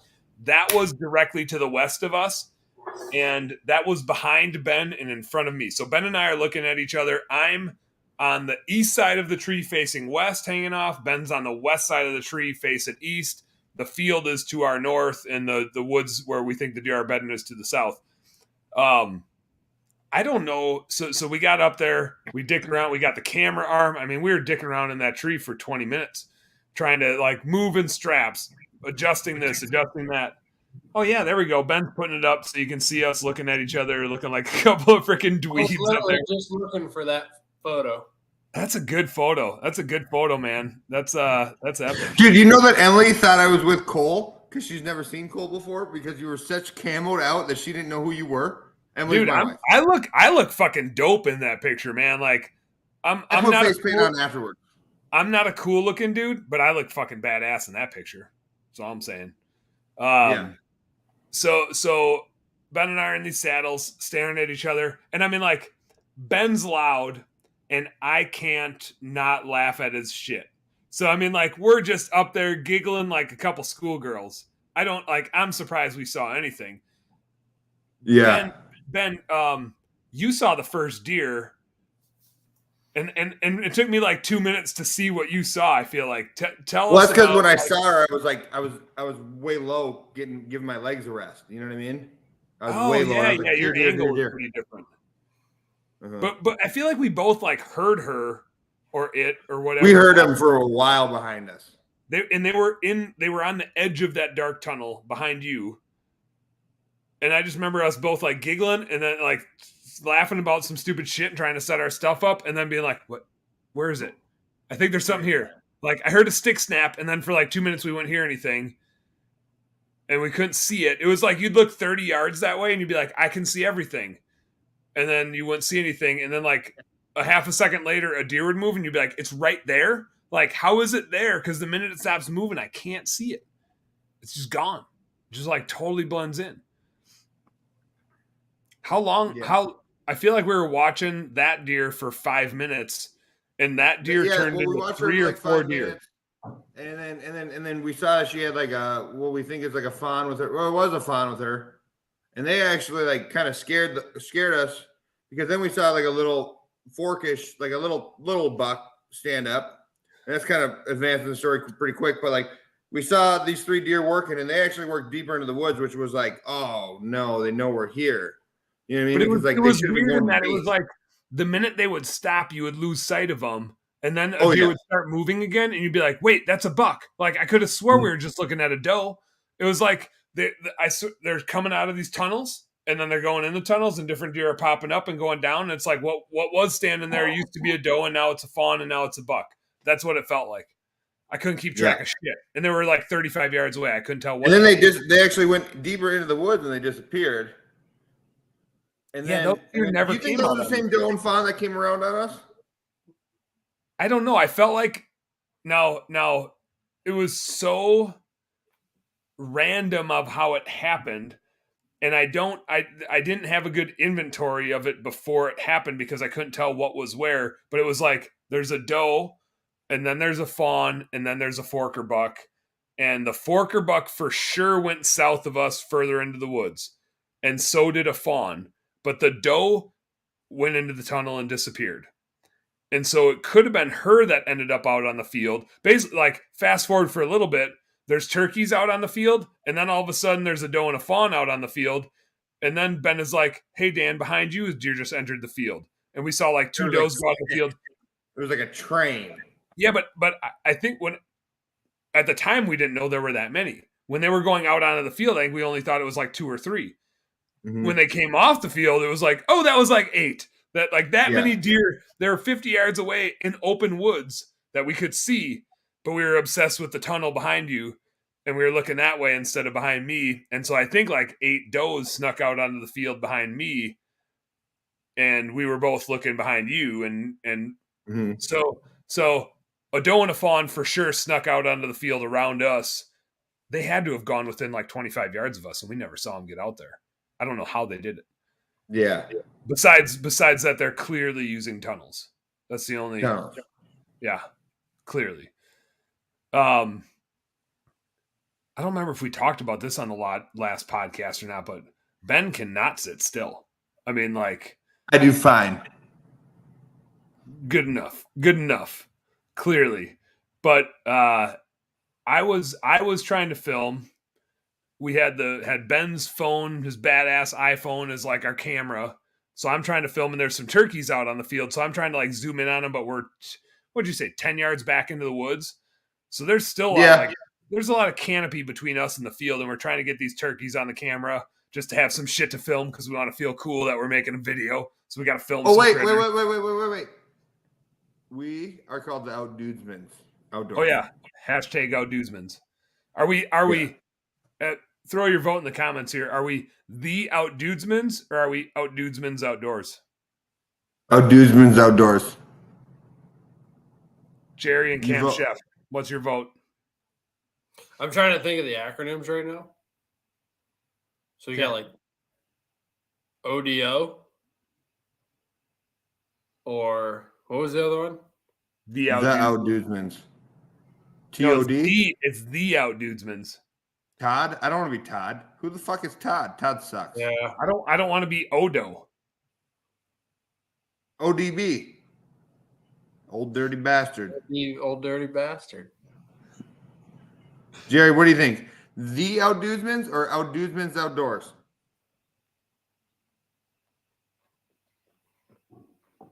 Can't hear anything he just said. Nothing. He said something. He's talking. I can see his mouth moving, but he's like just totally muted. The second, he says Outdudesmans outdoors. All right. What's wrong with his audio? I think BBBB. BBKB. Bookkeeping, BS, and bow hunting. Bow hunting. All right. We gotta go. We'll What's up? Yeah. So we're watching these turkeys out on the field. I'm trying to get them on film. Ben has nothing to do, but he can't stop moving. And eventually, and now like we see a doe and a fawn out there, trying to get those on film. We know there's another doe and a couple fawns, which turned out to actually be like 8 deer and not 3 deer that were out there, just like behind me. And I have never had this happen, you guys. Cole and Jerry, maybe you have because you guys have hunted a whole shitload. The turkey totally saw Ben moving and started going, like just like they do when you're turkey hunting. Look, stop. That's what Dan thinks. He's a judgy bitch. Oh, I mean, like you're fucking doing somersaults in your saddle. Totally doing somersaults in your saddle. Nope. That turkey picked you out plain as day. And then like that's just what they do, right? Like deer don't see it as much, but turkeys fucking see everything because that's just what they do. Deer see everything, turkeys see everything. Yeah, and so the turkey like calls us out, and all the deer go on like high alert. It was like they fucking speak turkey. They know exactly. But here's what's weird about that, Dan, is that like I agree with what you're saying. All jokes aside, but what's weird is that like on Jerry. So Jerry owns a big farm, like hundreds of acres, and we got some cameras up there. And one of the first things that we noticed was there's a bunch of turkeys on the field with the deer at the beginning of the year this year. And he was like, "That's weird." And maybe they've started working together. I think they have. I think they're collaborating. Jerry, we can't hear you. The next business lesson is, hey, just because your business competitor's a weirdo, maybe give it a shot. Collaborate. Yeah, he might be a goofy ass bird with a strange looking head, but give him the time of day, He might have some shit to say. He might save your ass. What's that, Cole? There's plenty of corn at the corn pile. That's right. But that turkey fucking like called us out. Yeah, I mean, he was just like, and then the deer just were like gone. Yeah, and the deer, and so like 6 to 8 does and fawns went back behind me into the woods and like circled around us, which was like a bit of a negative because they went downwind of us for sure. The other doe and the fawn that had popped out of our dark tunnel came right into the woods, right at us. So they're 10 yards away. They're upwind of us, so they can't smell us. But like I said, we're a freaking Christmas tree hanging up there. We're the weirdest growth on that tree that the deer have ever seen. I think if it was a couple weeks later and they had a few other human encounters, they would have been blowing and calling us out left and right. But instead, that doe and fawn just like hung out there for, I don't know, Ben, it felt like 15 minutes. It was probably like 3 minutes. But actually, I could probably tell you. Hold on. Oh yeah, we had it all on film. It's somewhere between 5 and 10 minutes, I'll say. And I couldn't. They came right at us, and I'm Of you, Dan, and you stopped filming them, and they were still working in the deeper woods for at least like another 5-10 minutes. yeah. So they like hung out right next to us, and then they went behind me, and I couldn't turn and look at them, but I had the phone camera right next to me, and so I'm watching them in the phone because got a huge screen, right? So I can like see everything that they're doing, but I can see that they're just looking up at us. And it was like 5 minutes, and like my left foot, you know, when like something goes numb and you just want to move so bad when you're sitting in a stand, but you can't because a deer's looking at you, and you're just like, God, like I just need to move, and I need these deer to stop looking at me. It was like 5 minutes of my left foot had all my weight on it, and I could not shift my weight because those deer were just right behind us, 10 yards away looking at me. Ben's hiding behind the tree on the other side, which like Ben's a big dude. I couldn't even see him. It's like a freaking ninja up there hiding behind that tree. And they eventually worked off, but while they were working off, one of those other does started blowing, and they were kind of like downwind of us. And again, it's 80 out. We're sweaty. We're both like dripping wet getting up that tree. And then the doe on the fawn that was next to us worked off that way, and they started blowing at some point. I don't know, Ben, do you think, was it the same deer blowing? Was it different deer blowing? They were maybe 100 yards away from us. It was the same. It was the same deer. Back into the southwest. Like it wasn't now sometimes when a deer calls you out, it's like they just keep blowing and won't stop blowing. In this case, it was like a blow or two. Yeah, I don't think she was blowing at us. I'm not convinced she was blowing at us. It would make sense to me that she was, because it's 80 degrees out and they were downwind, and like Fuck you, Camp Chef. it's logical. Yeah, like He's blowing at some other shit over there. We're actually downwind, 80 degrees outside. You're the only hunters over there. He's blowing at your buck that was trying to die on its way through. That has potential. Yeah, it could have been blown at Cole's buck, which we'll get back Cole to. buck comes through with blood squirting out of it like this, and she's like, "What the hell, man?" Yeah, blow at that shit. Blow at that shit. Blood was not squirting out of it like that. No. Yeah, otherwise with intestines hanging out of it. So now like this takes forever to unfold. Oh, Jerry's back. Let me get him back in. This takes forever to unfold, where Ben and I have this doe next to us, and then they're blowing at us, and at one point, Ben, you and I both saw this deer, but a deer moved from the tunnel towards where these deer were blowing at us, moved from the east to the west, farther back in the woods, and it was like 40 yards away. And again, like all I saw was like 4 deer legs walking. Mm-hmm. It's like, where the fuck is the body? It was like a ghost. It's weird. I don't know if it was a buck or a doe or what it was. Could have been the buck we ended up shooting at. I didn't realize you guys saw other deer. What's that? I didn't realize you guys saw other deer. I thought that was the only deer. Oh, we saw tons of deer, dude. We were covered up, man. We were covered up. But there's like 10 deer at least. So we're still on like pins and needles and whispering, and we know there's still deer around. Like every once in a while you hear some shit, but it's like, you know, and have you guys seen Monty Python and the Holy Grail? Everybody seen that? Yeah. Like when the Knights Who Say Knee come out, and it's just like the camera's going this way and there's fog, and the camera's going that way, and it's like the intense music. Like it was like that without the fog. It was just like, where was that? Where was that? We just kept hearing all these fucking noises, and we couldn't find the thing. Like the thing wasn't there to look at. That's like the perfect scenario for how this buck showed up, Ben. We were looking all over for this deer, and then all of a sudden it was like, Jesus Christ, there he is. Yep. But let me back up for a sec, because the does were blowing at us, and then we gave it like a couple minutes, and I turned the camera on, and I pointed it at Ben, and I was about to ask him, like, you know, how's it feel to get like your ass busted by a bunch of does? And like as I'm about to like whisper the question, like, okay, we heard a noise, and so you actually see Ben like giggling because like I'm about to ask him a question, and then his face gets serious. And then he kind of like starts like, because there was a noise, and then he's, you know, kind of like looses up again. Then there's another noise, And then I'm looking, like, we're both scanning around trying to figure out where this, knight who says knee is coming from. And all of a sudden I'm like, big buck, big buck, big buck. And it's like, this motherfucker is 25 yards away from us, like on the main path.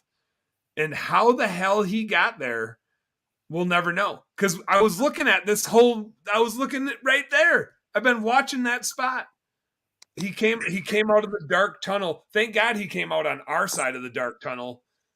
Because if he was in the dark tunnel, I think he would have done what that Doe and Fawn did and just ended up out on the field and we'd have been like, oh shit, there's a huge buck on the field and we never saw him. Yeah. Instead, he comes down like this main trail this was a trail. Like the trail that we were hunting. We intentionally set up on this trail and said, like, this is 20 yards away. Let's get in that tree. This looks like deer are fucking like, throwing a party on this trail. And with the wind blowing, we want to be on that side of this trail where it's coming from. So let's go over there. So we picked the perfect tree for this trail. I think this tree was like perfect for any direction, any side they came from. But this trail was like the intent.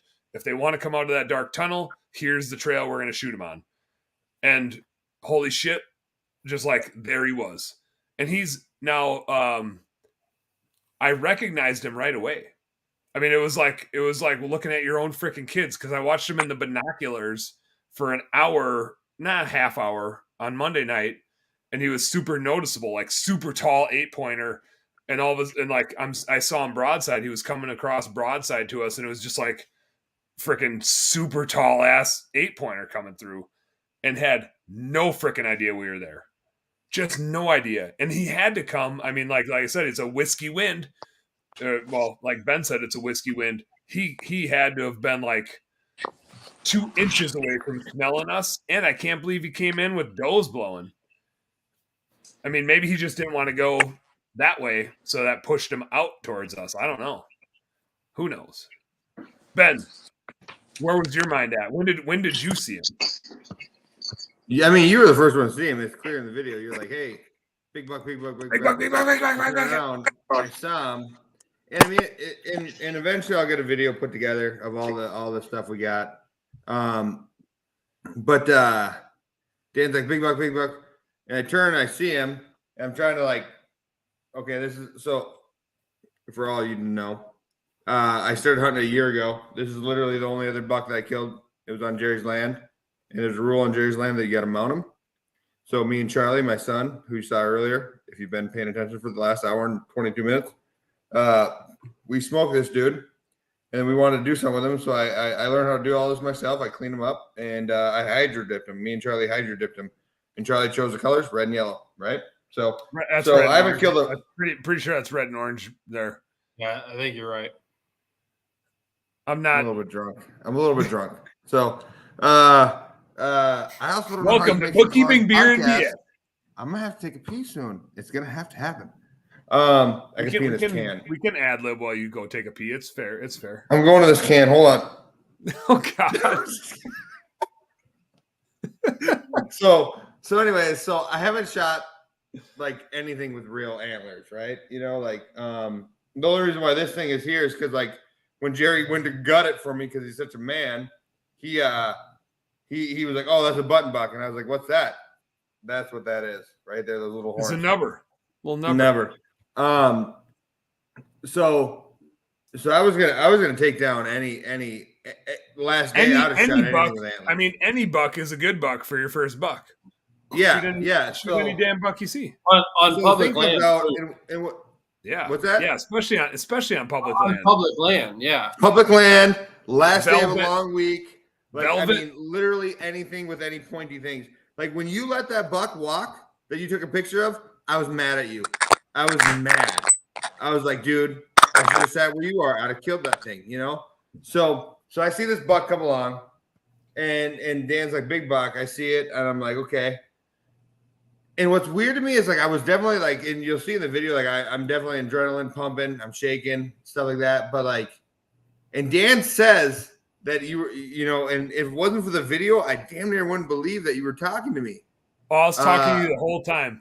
The whole time you hear Dan like, take your time. He's got no idea we're here. He's got no idea we're here. My memory is like that. Dan wasn't even there. Like he was dead. He was hanging I from the tree. was the full of poison oak. good angel on your shoulder. I was the Yeah. good angel on your shoulder. Yeah. So the buck came over and he walks in, and I'm like, okay.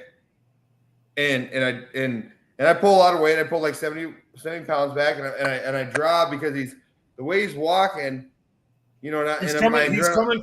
He's coming from our left to our right.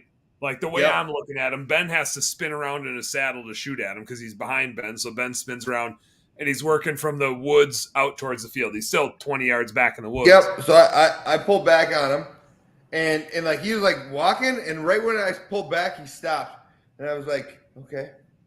I mean, it's just a classic. Like he stopped right behind a tree. Yeah. Right behind it. His vitals are like behind in the camera. You behind can a actually tree. see like if you were the camera, you had a perfect shot. But as Oh, yeah. me, I should there's have just just a big grabbed your tree in bow the from way. you. I should have grabbed your bow from you. Yeah. So like I'm sitting there like holding it. I'm like, I got this. I'm holding it. And actually it was about a minute, which is a lot to hold back the weight. You know, like not just to hold something out at arm's length is a long time, let alone to hold this. You know, and I'm trying to just be calm and patient because my angel is talking to me to be calm and patient. I think it was me, but it might have been him. And finally I was like, okay, if I don't let down or shoot this thing, I'm gonna explode as a person. It's gonna pop. And so I leaned back in my saddle, and you can see in the video, you see me kind of come into the video a little bit. Yeah. I think that's the cool part is like you see me on the deer. You don't really know. Well, when you edit it, we'll have to get like the splice of you on the GoPro. Yeah, because the GoPro's hitting me. Yep. And on my end, like I know you're pulled back, but on the video you can't see it. Yeah. And then eventually I see you lean back, and I'm like, oh fuck yeah, here it comes. And Like, when I it's just lean gonna go back, down. the bow actually snapped at me. And I've had that happen before, and the arrow goes plunk. It's like, oh shit, you know. But the arrow stayed in it, and I got it back.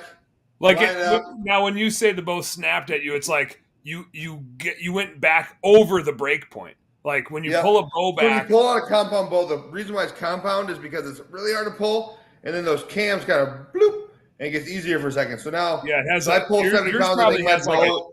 yours probably has like an 80% let off, right? So you're pulling Yeah, 70 no, pounds. I think it's like 90. So yeah, you're pulling 70 pounds, and then you're holding back 7 pounds. Yep. But So like there was still 7 holding that. But as back soon is as you still let a go lot. of that little bit of 7 pounds, it's Yeah, now you're 70 holding back pounds again. 70 again. And I somehow managed to be like, go, and I got it back, and I sat there, and then I was like lining it up, and I was trying to take some breaths. I think I don't know, maybe I don't know. Maybe not. Maybe you just held your breath. Right. And I let it fly, and because I'm a big buck killer, I shot him right where he needed to be shot. Let's come back to that. Let's jump over Jerry. We're gonna skip over you because you didn't end up letting an arrow fly. Was there a deer? Here, on we you? still can't hear you. Yeah, Jerry's still mute over there. You want me to commentate? Yeah, what's he saying? Well, I was itching for the entire 3 hours I was in the tree. Couldn't stop itching. Nailed it. No, Jerry would never say that though. Jerry would never complain about. you're a Jerry would liar. never It probably complain. wasn't. Yeah, Jerry would never complain What about he that. actually was saying when he was in the stand is, "You think Ben or Cole need some help cleaning their deer?"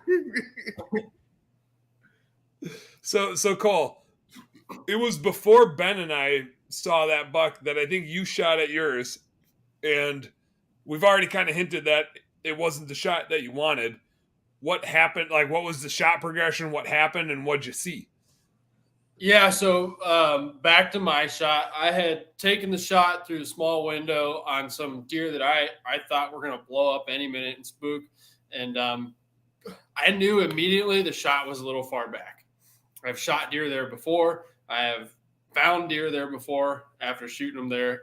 I know it's a kill shot. It's just a matter of when. I want to say this for anybody that's more of a business person than a bow hunter person. When we say like a shot's far back, when you're looking at a deer from the side, right? It's going left to right or right to left. That's the the general angle you want to shoot them at. You don't shoot them when they're facing away from you. You don't shoot them when they're facing towards you. You shoot them when they're going side to side.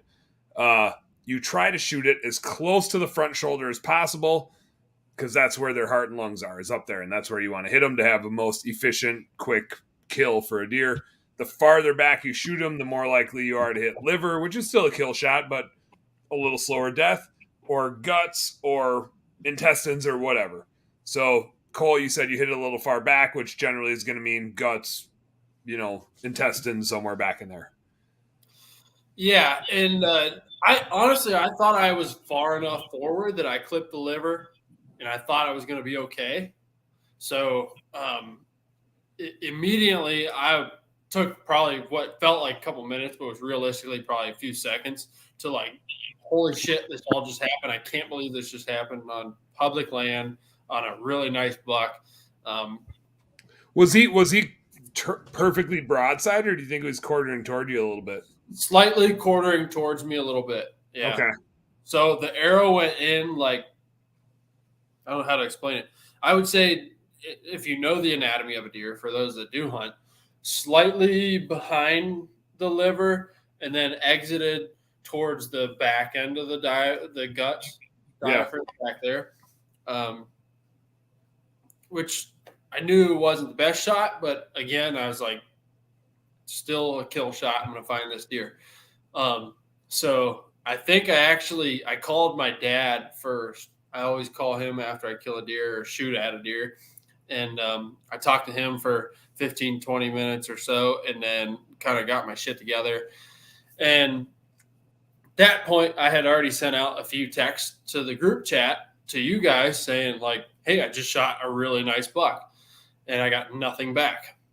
Finally, Jerry texted me back, and Jerry and I are talking back and forth about it. Still nothing from you guys. That's saying a lot because Jerry is not the textiest texter in the texty woods. Like the rest of us will send 20 text messages. Jerry will send 20 letters of one text message. And you can tell like he spent like 20 minutes thinking about what he was going to say. Yeah, exactly. Yeah. So Jerry and I were texting back and forth. I was telling him about the shot, and I was telling him about like, oh, I think it's this 145 plus inch full velvet buck, like nice buck. I hit him a little far back. I'm nervous and all this, and still I'm not hearing a word from you guys. And at that point, I'm thinking, these guys are just jealous. I wouldn't say nothing. They mad. We're never hanging out again. Fuck you, jealous assholes. Yeah. I'm shooting a big ass buck. I'll drag it out myself. Whatever. It all come back to bite me in the ass. So I knew that it was a less than marginal shot, and I waited maybe half hour, 35 minutes or so, and I was like, well, I'm not going to chance shooting another buck or do anything else. Like, I'm done here. So I started cleaning up my stuff and packing my stand and everything out. And I think it was like, no, you didn't. No, you didn't, because you did not pack your stand out. Get your damn stand. I took it down. It was at the base of the tree. Jerry will testify. When we went back to get my stand. Yeah, he will, because he went in there to carry it out with you. Yeah, that was stupid. Because he's the nicest guy ever. Yeah. So I took my stand down out of the tree and packed it all up so that whenever I came back, it was going to be ready to go. And I started walking. What the hell were you guys doing back in there then when you went to go get that stand? Because I feel like you were back there for an awfully long time. Well, I was so far in there. All right, whatever your excuse is, it sounds good.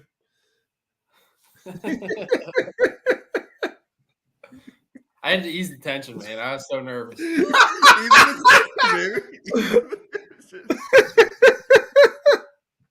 No, I would have. Nobody's watching anymore. Just us having fun now. So about the time that I started getting ready to walk out of where I was hunting, I finally got a text from you guys, and it had nothing to do with me shooting a deer. It was didn't go 20. I'm not going to spoil it, but It was all like, Yeah, I think it started with holy fuck. I think the first text was holy fuck. Well, here's the deal.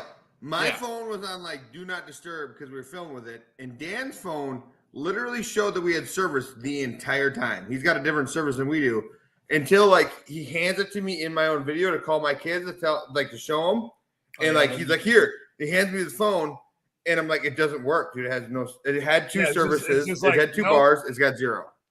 So we weren't a privy to what was happening at this point. yeah, whatever. It's just still bitter. He's still bitter.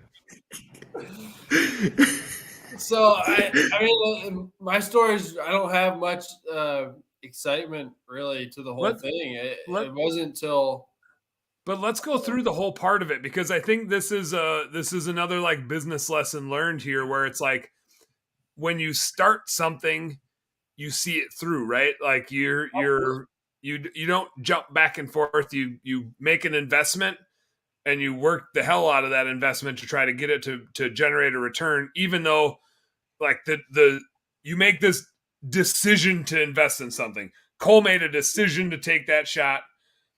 And then it creates a sequence of follow-up decisions that you have to make the most of that. I mean, you flat out did the right thing.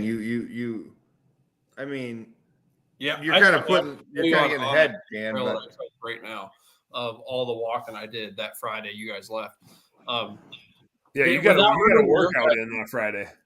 Oh yeah, without ruining your guys' story, I'll just say like, yeah, finish out yours. So I had hiked out. I was back at the truck by dark. You guys weren't quite there yet, and I had already called you and said, "Hey, like I know I made a less than marginal shot. If you guys are cool with it, I'm gonna call every dog tracker I can find in the area and try not to waste time here and get a dog out here, because bloodhounds will follow the blood trail for those listening, and they're really good at finding your deer, supposedly."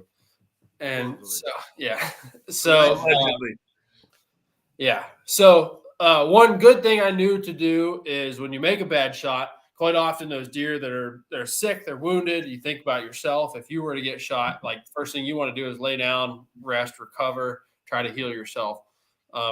So instead of me going in there and looking around and blowing them out of there and pushing them further away, I decided to Jerry and I went back in and grabbed my tree stand, sticks, and my bag and everything, and the arrow, and we headed it back out to let it sit overnight. And I spent the whole rest of the night cooking and basically trying to call dog trackers in the area.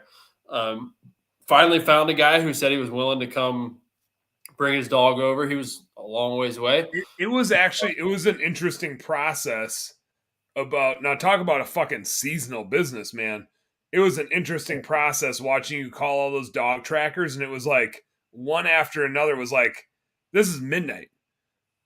And they're answering their phone and being like, oh, I'm just getting off of a track and I'm 4 hours away and I've had 3 tracks today. So like, I won't be able to get to you. And then I've got 2 more lined up for tomorrow morning. Like, yeah. If you're a dog lover and you love hunting, you love going for walks. Yeah. If you love hiking, I guess maybe not hunting because it cut into hunting. If you love hiking and you're a dog lover and you like helping people out, every dog tracker I called, they had, just like Dan said, 2 to like it was like 11 o'clock at night, and I'd be calling these dog trackers from all over Kentucky, and they're like, yeah, they weren't even just Kentucky though, man. Like we were in the center of Kentucky, Tennessee, yeah, and you had Tennessee and shit, yeah. I was calling all over trying to find somebody that would want to come run their dog on this deer, and almost everybody was like, yeah, I got 2 more runs tonight. We were out till 3 a.m. last night, and I think the cheapest guy was like $200. So they're doing at least 400 to 600 a night, I'm assuming, depending on how far these deer run. I don't know. But what was most interesting to me is that like a lot of them had rules on like questionable shots. Like when you gut shot a deer, every one of them had 24 hours except for the one that you got to come out. Yep. A lot of them said that, like So almost all of them were like, yeah, send me a picture of your arrow, how like asking questions about the shot and everything. And It is cool how studied up they are on the shot placement. Like, oh yeah. Yeah. they're pretty dialed in on Yeah, that. dude, they were saying stuff that, and I'm pretty good with anatomy. I worked at a butcher shop for a while. I know my deer muscles and organs, and for the most part. But these guys were like, "What color was the arrow?" I'm like, "Oh, it had a little bit of green on it." Oh, you ripped. That's a dead deer. That's a dead deer. Yeah, yeah. They were naming things I never even heard of. The something diaphragm, the Nissan Maximus. You took this out, and they're like dead deer. So finally get a guy that wants to run his let me dog. say this. I don't know if we said this flat out. So this is the last night of our hunt. Me, Jerry, and Dan have a like a 12 and a half, 13-hour drive home. In the morning, we're all trying to get home and see kids before they go to bed. Well, me and Dan are. Jerry's an old man, so he's already got kids that are old and they don't give a fuck about them anymore. So me and Dan are like, we got to get home to our kids, and the three of us are like, fuck, we're gonna have to stay with this weirdo Cole because he can cook good and help him find his deer, you know. And he's like, no, we got a dog. So me, Jerry, and Dan left because we're like, We left the next morning. We all It's gonna stayed be there that fine. night, and but like the decision we made is if Cole doesn't get a dog, then we're staying an extra day and we'll figure it out. If Cole gets a dog, we're all fucking useless. Yeah, The dog's going to do the dog thing, and the rest of us are going to follow it. So, like, there's no point in the three of us staying if Cole can get a dog. But the questionable part was, can he get a dog? yeah. That was up in the air. It literally wasn't until, and I had dog trackers calling me back like at 2-3 o'clock in the morning.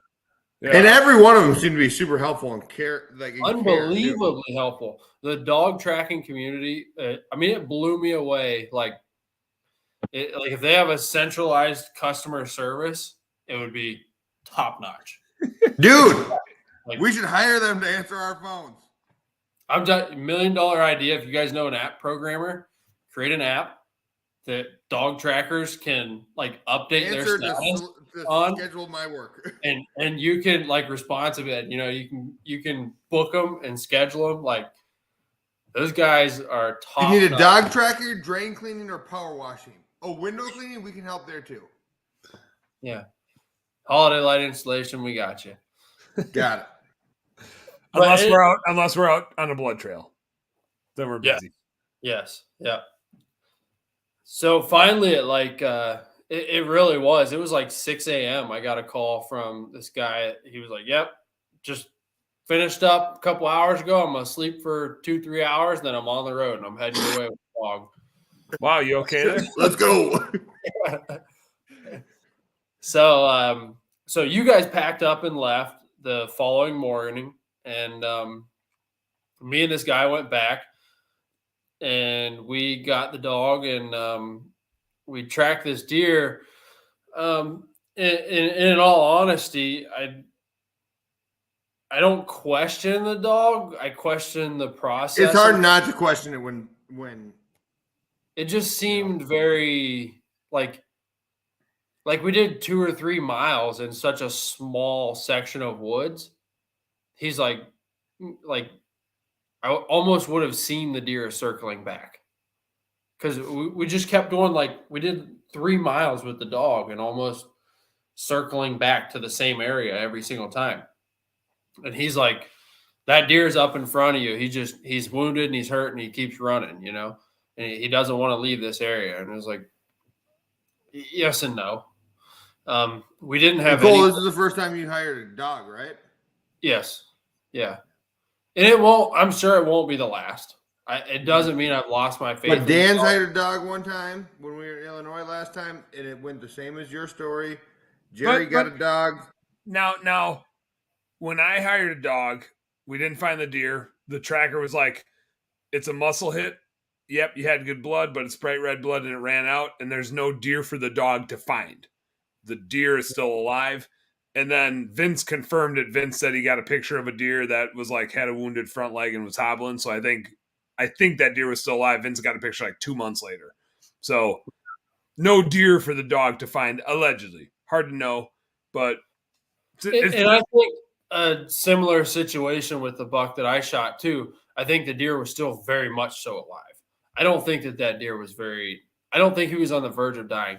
And for people listening, when you gut shoot a deer, he's not dying because of muscle failure, blood loss, not being able to breathe. He's dying of poison. Basically, your stomach has acid, your intestines have acids to break down the things you eat. Deer are the same way. And if those toxins get released into the body, they're going to poison you slowly over time. How long that time is so variable. It depends how much gets released, how much in certain amount of time frame gets released, and how strong the deer is essentially as well. And generally with a bigger mature deer, it's gonna if that was a doe fawn, you'd have found it 100 yards later. Yeah, I know the deer you're talking about because I filmed them. That was one of the 2 deer that I filmed jumping over the fence when I was sat there on Monday, and like that was a 4.5 or 5.5 year old buck. That was not a joke of a deer. That was a mature ass deer. Yeah, I mean this deer here, he's 138, and I think that buck that I shot at was bigger. I really do. Mm-hmm. And so their will to survive is just amazing. Nice. Ben's got a deer that scores 2. That's what I was gonna say. That looks like scores 1.75. No, he's a 2. No, what actually, you measure this and the girth? Inside spread, it probably scores like a 6. Yeah, it was spread. Yeah, super. The thing Ben's buck has going for it there, super symmetrical. Hardly dude, look at that. Look at that symmetry. Hardly loses any points. No deductions. It's pro 6, net 6. Yeah.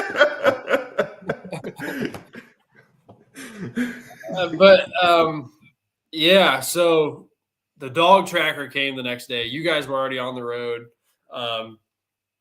We supposedly followed this deer for 3 miles or so. No blood, just going on. Dude, Cole, you should have heard us in the truck. It's like, do you think we can call him again? It's like, no, give him some time. It's like, I know you guys should call him. Yeah, we were dying, dude. We were like, we shouldn't have left. We should have stayed. And like, we were just like, we just bailed on him. Oh my God. And then when it started going the way you're going with your story, it was like, oh my God, we should have helped him. Yeah. I mean, in hindsight, it almost probably would have been better. Just a grid search the shit out of that thing?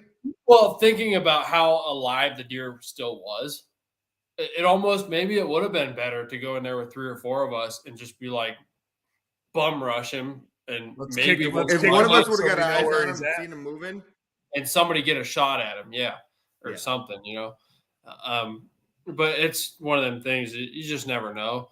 And part of me feels like too, do I think the deer is going to die? I honestly, in the back of my mind, unfortunately, I do. It sucks to say that, knowing that I'm not going to find him. The only thing eating him is going to be some coyotes, probably. But at the same time, I do know there's some dead space in deer that, like, you can hit a deer there, and that arrow zips right through them, and they're fine. They lose a little bit of blood. They lose you got a stomach ache for 3-4 weeks or so, but for the most part, they live. I'm praying that's the case. In the back of my mind, I really think he's dead. So after the dog tracker left, I spoke to you guys, said he had just left, and I went back in for about another I spent a solid 4 or 5 hours just back and forth, grid searching, looking for blood, looking for where he might have bed down, looking for any sign of a wounded deer. I went to all the water that I could find nearby and circled the sides of it, trying to find, because a lot of times sick deer will go to water and die down there. So I feel like I really feel like I exhausted all my efforts of finding the deer, for given the time frame that I had and the situation that we were in. It is what it is. It's one of them things, part of being a hunter. I'd say that's all you can do is try your ass off at executing. It's the same shit when you bid a job terribly and you're like, well, I just got to finish this fucking job. It's Ben's dig that he's working on. And let me mind you, this dig that we did, which we're done with, except for we got to let the soil compact and then pull the soil back out and pave it.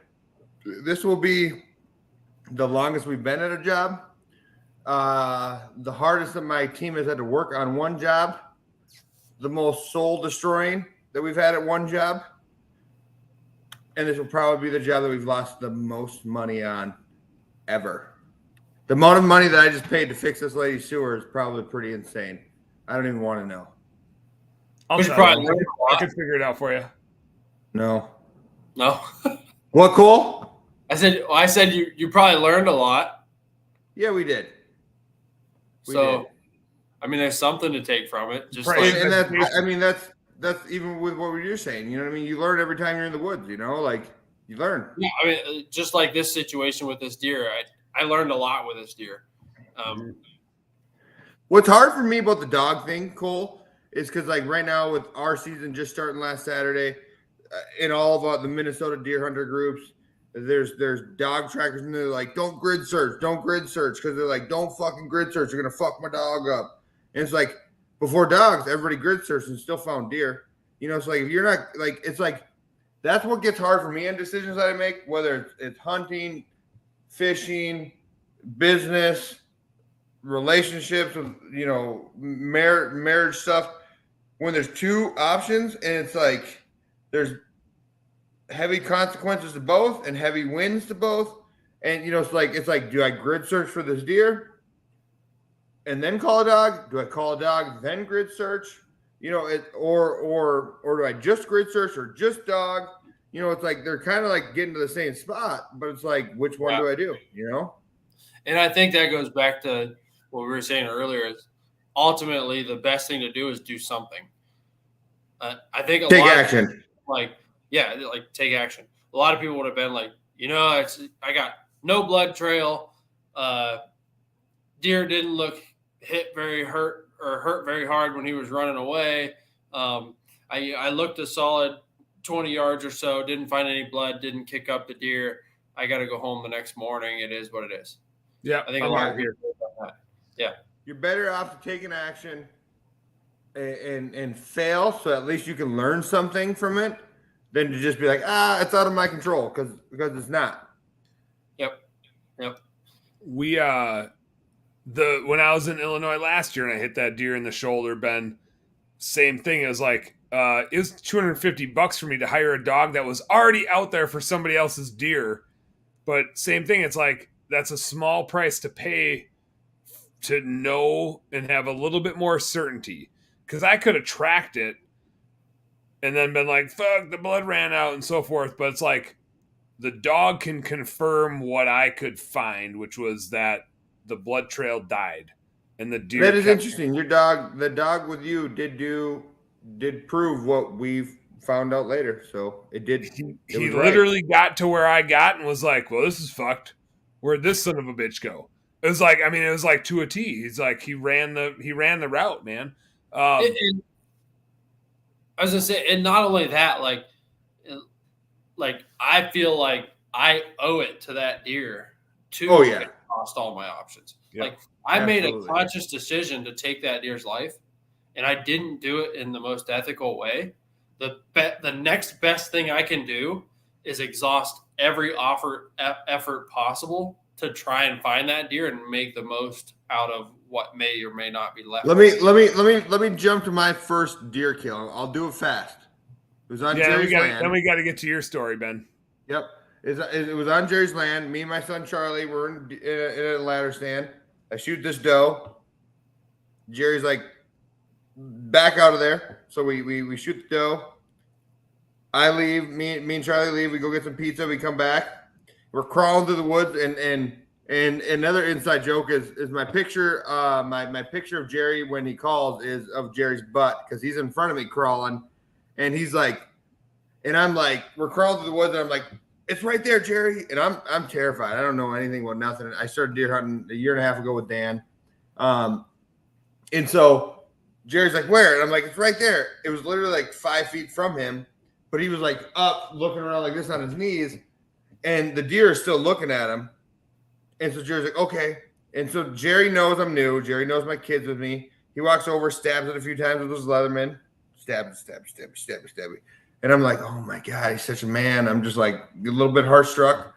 And then Jerry goes, me and Charlie are going to go get the Ranger. We'll swing it around. And I'm like, what?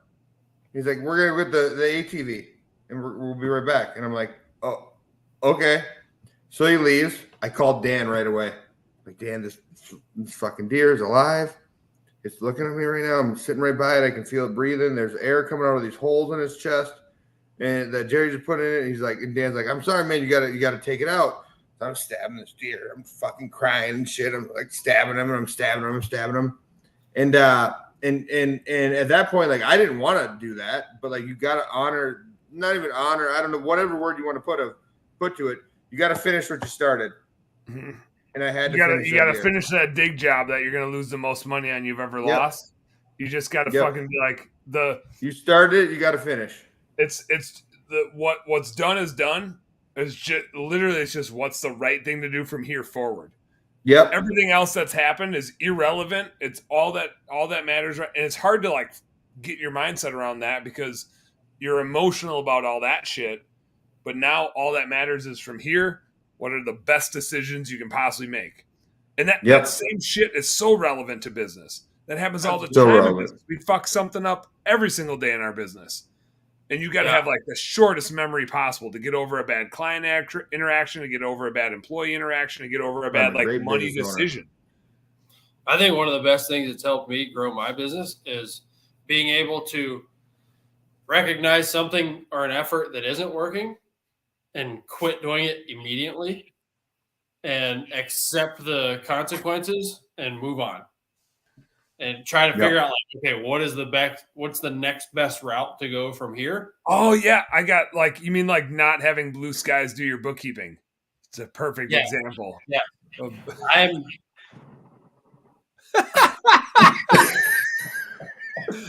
for everybody listening to the podcast.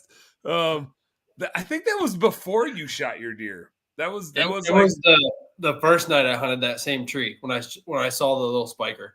Yeah. Cole sent a stupid ass picture of himself, and Ben recorded a video on his phone of him making it Cole's like profile picture on his phone. So Ben just held that up in the camera on the Facebook feed. That's just a badass picture. He went cross-eyed so he can look left and right at the same time. So I forgot about the reason for it. Yeah, he's like, real good hunters can look left and right. It still bit me in the ass because the deer come from behind me. Yeah, you're not cross-eyed enough to see how to look behind me. Yeah. You'll figure that out. You're still young. All right, let's get back. Let's wrap this thing up. We're approaching 2 hours. Yeah, I mean, like, it's hunting stories, man. This is what happens. So like. We never found Cole's deer. Lessons learned. 400 yards to the east. Ben is up there shaking his ass off in a tree, leaning back into the camera frame, about to let his bow down because he's a big wimp. Like, he's a big boy, but he's just a big wimp. Can't hold back. Is 7 pounds. It's only 7 pounds. Two trees. It's called a double tree. It's a hotel. It's got 2 trees involved. It's a double tree. It's a hotel. It's a double tree hotel. I lean back, take my time, shoot the buck. We're just gonna move through that pretty quick. We're right back into it. If you joined us now, you got to go back and listen to how this. No one's joining us. No one's joining us. It's just us. I'm sure of it. Is anybody there? No, there's 2 people on right now enjoying this. There's 2 people left enjoying this. It's probably me and Cole's phone right now. Yeah.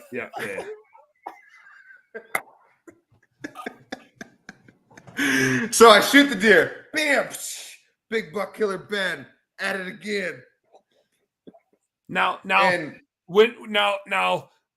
from my point of view as the filmer of this, Big Buck shows up, and I big buck. And so while you're struggling to like find the time to pull back, and you're pulled back for a while, and the buck stands behind these trees for a while as this buck's coming in, like I'm not used to filming deer. I had the buck in like the bottom of the camera frame. The whole fucking Well, time. yeah, in the like he's literally like down here. And Yeah, he's Dan's like, way "Good the luck, guy. good I luck, had good no luck." idea. I had no idea what I was doing. It took me Well, a while. that's because you were like your adrenaline was going. Oh And yeah, you're I was like, just watching "But the at least deer. you had I it in the forgot camera, that man." I forgot that there's a camera that I was supposed to be using to like get the deer in. I'm just. But what's watching the weird deer. is that you say that, but you were still moving it. You Yeah. were just like, Yeah, it's like an out of body experience. I was like, okay, I know he's moving left or right. I should follow him. Well, and I was So- distracted with talking to you throughout the shot. and then all of a sudden Dan gets him center frame, and I'm holding it, lean back, release, shoot him. Now it was very clear when you shot that you punched the shit out of him, but I saw the like, and when you watch the video, you can see that arrow go, and we've watched it since, and it's like the arrow is definitely like Something happens with it. I got to get it. I've only done slow motion on my phone. If I get it over my computer, I'll be able to break it down frame by frame. We're curious as to why my perfect shot isn't. It might be being discredited. It counts. It counts. It hit some trees in there. I think that's what Cole's saying. Yeah, there was a lot of shit in between you and the deer, but we just sent it. But Cole, so you are much like Jerry, and I see it. You can't see it very well. You can see my arrow knock, the lit up arrow knock. It jumps around in the trees there. I tried. And we'll eventually produce the video and make it happen. Hold on, because I own a business. Dudesman's Outdoors. Yeah, .com. Except for don't buy that yet, because I don't know if I bought it. .YouTube. Something. YouTube. And so I shoot the deer. It goes running, and Dan did a really great job at filming this thing. Like for being a first-time filmer, runs underneath me, and he kept it on it. It blurs out because the camera's auto focusing. Let me back you up for a sec, because you like punch this deer. I mean, it was just like right in the fucking sweet spot, and the deer had no idea what hit it. It was like the deer had no idea. At all. Yeah, he had no idea we were there. He had no idea he just got shot. He just like, you punched him, and you could see it plain as day. Like even with the arrow like a little deflected, I think you could see it. I think I could see it. It was just like the minute that arrow hit the deer, it was like, fuck yeah. I mean, it was like immediate F yeah. There was no doubt about it. It was like he's dead. Oh yeah. He's gonna die. Oh yeah. And then he just happened to charge our tree. So he comes around so he was like 22 yards to my east. He instantly comes down, kind of circles a little bit to the south, comes right. I mean, like literally right underneath our tree. I was gonna say, did he bounce off of our tree? He might have like side bounced off of our tree. He might have, because he was just so he comes into us. So now he ran about 25, 30 yards. Dan's filming him, and then right when the camera gets back into focus good again, because it's kind of a little bit blurry because the camera can't focus fast enough. This big buck just smokes the tree. Smokes it like face first. Just bam. And he takes it, falls down, and he like kind of falls down. He's still running because he's just running on nothing, right? He's just like he's a chicken with his head cut off. He's a chicken with his head cut off. So he's running. At this time, Dan's still filming that, and now I'm just like in shock. I don't know, shock, adrenaline. There's a little tiny buck with antlers slightly bigger than these ones, working his way in from the field. Check out what's going on. Like, we make a single noise. It's that classic meme where it's like, hunter walks in the wood, breaks a stick, deer flee. 80,000 pound semi goes by the highway. You're like, oh, hey, like it's the same thing. Like, it's like, that's why, like, I think the squirrel mentality, just getting in the woods as fast as you can, I think it's better. Let's go. Let's fucking go. They know we're here, whether we're here or not. Might as well just get in there as fast as we can. Just run in there. Yeah, full speed run. That's why I bought an e-bike. Send it, dude. I bought a cart. I got a cart. Charlie rode in it. It's fine. It has suspension. he can ride in it. You can ride in it. You can ride in it. You can ride in it. I'm excited to bring that down to Illinois and sidecar Yeah. with you. Yeah, it's gonna be sweet. So this buck hits the tree. Little spike buck comes in from the field. I'm literally about to kill the spike buck. I'm like, Dan, we kill it. And Dan's like, no. My adrenaline's just like, do. Yeah, you're like, I'm gonna kill every deer in the fucking county right now. I'm the man. All of them. Alpha. I'm the alpha man. I'm killing everything. I'm killing it all. We're gonna eat everybody. We're gonna eat all your motherfucking kids. Now, You know, I just want to reiterate though, like, this isn't your average fucking buck, right? Like, people don't shoot a fucking Pope and Young wall hanger velvet buck for their first buck. It just well, it's because they're not big buck killer Ben. Yeah, it just doesn't happen. So like the first buck you shoot is a goofy ass forker with a fucked up rack. That's what you shoot first. Yeah. But instead you're just like, really cool. Here's a trophy buck. And Which, let's be clear, I don't want to like shame anybody. If that spiker would have been there 5 minutes earlier, he'd have been dead as shit. Oh yeah, we were gonna shoot that forker. And it would have been so fun. That We forker, shot the forker. happened to ghost. There's a chance that if it would have started getting dark, I'd have taken a doe that day. You know what I mean? So last year was my first year killing deer. The year before that, I only hunted like 2 times. But last year I killed 4 deer. And one of them is this buck, but you know, this button buck, but like all 4 of them would have been does, and I felt like I was a champion. My son Charles was with me on 3. Lucy, my daughter, who was 6, was on 2 of them with me, and then me and Dan did the other one. You know what I mean? So like, I'm super not into the buck shaming thing. Like, so like, just because I got this big buck and I named myself some stupid shit, like just be proud of what you do. As long as you're happy, I'm happy. I like it. So now, I remember. Now, I'm filming. Buck smashes this tree and literally didn't go 20. I mean, it's deer's 10 yards away from us. Yeah, and like run on the ground. Yeah, and just. And so the spiker. Hold on. So here's the deal. Spiker comes through. Dan talks me down from the spiker. I'm like, okay, I got an arrow in my hand, and in the video you can see the arrow back in my hand. And if Dan's you weren't tied to the tree, I'm like trying not to stab him. Yeah, if you weren't tied to the tree, you would have jumped out of the tree onto that spiker's back. Yeah, like Cole's uncle got that turkey. Yeah. Oh yeah, you would have gone for it. You'd have been like, I'm gonna get this deer too. I'm killing them all. And so now like I'm off the spiker, and then my deer, his head goes up like this, and comes back down. I'm like, I'm gonna shoot him again. And Dan's like, no, calm down. You know, like I'm just like adrenaline's going. Like if it would have been like a dude in a brown suit walking by, I'd have killed that motherfucker. You know, like he'd have been dead. You know, like I was killing everything. So then the deer picks his head up, puts his head down.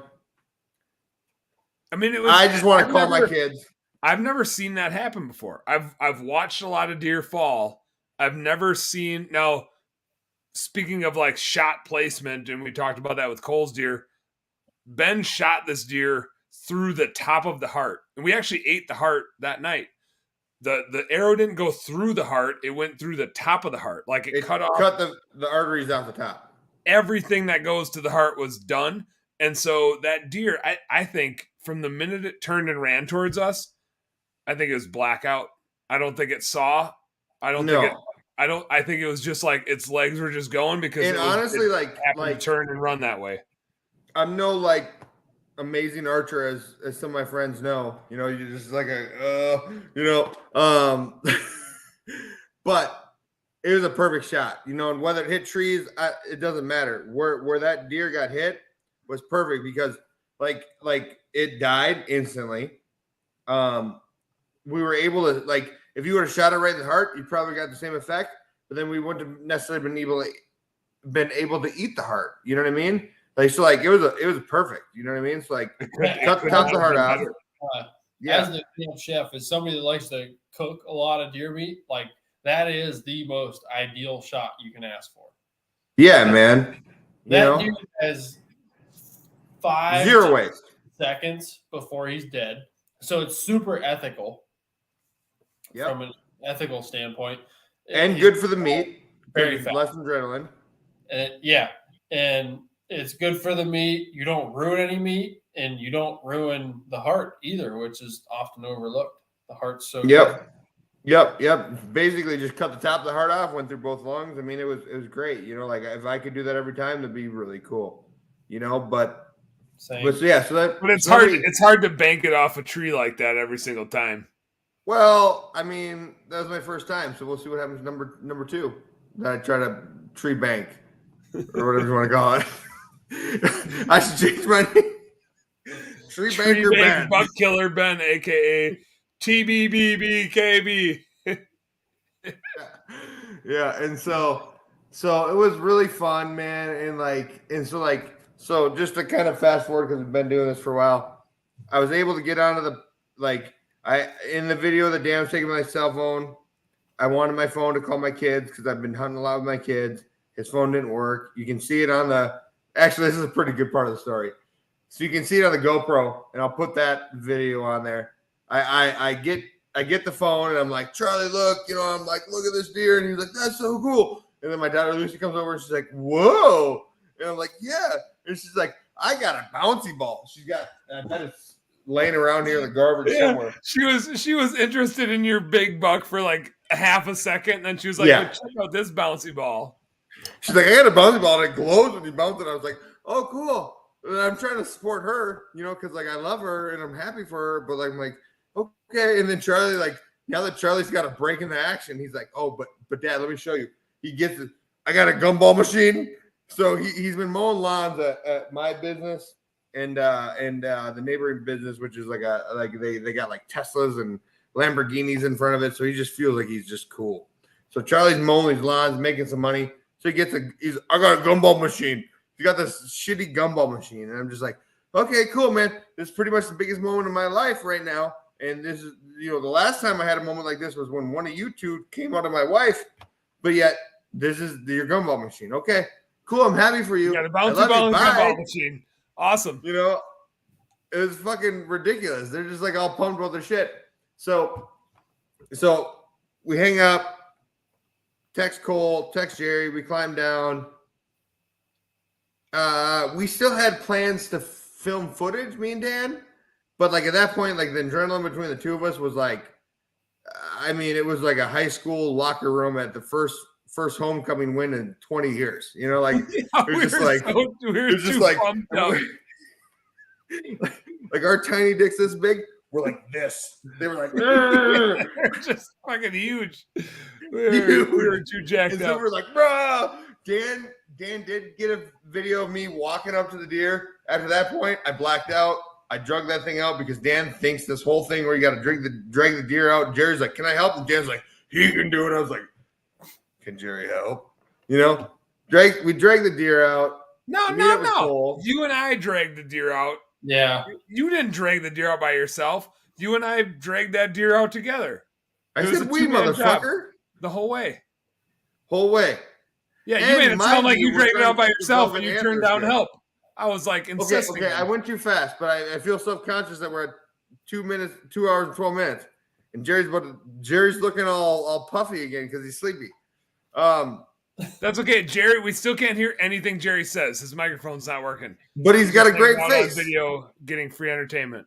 So one thing that was really cool about the velvet deer. So velvet, for people that don't know, the velvet is like the flesh that grows around because every year deer regrow their antlers. Yeah, it's like the softest, fuzziest shit. If you could make a blanket out of that, oh man. Yeah. It's really comfy. And so the velvet on my deer, where the deer smoked the tree, was like completely split open, which was just like cool part of it. Like the mount's gonna keep that on there because it is really cool that like that's part of what happened, And so we're trying to keep the velvet safe, but we got to drag this thing out some woods, and the way we got to go is pretty rough. It's either really rough or we got to hurry up because we're somewhere where we should be. Let's just leave it at that. And so we're trying to drag this thing. Yeah, I was gonna say it's like it's not the hardest path to drag, but it's also like it's not an easy drag. It was like if it was much farther, we probably would have packed it out. It was a good quarter mile plus drag on not. I mean, like it's one thing to drag on grass, which gives you a little bit of like less friction, but like we were just dragging on like dirt.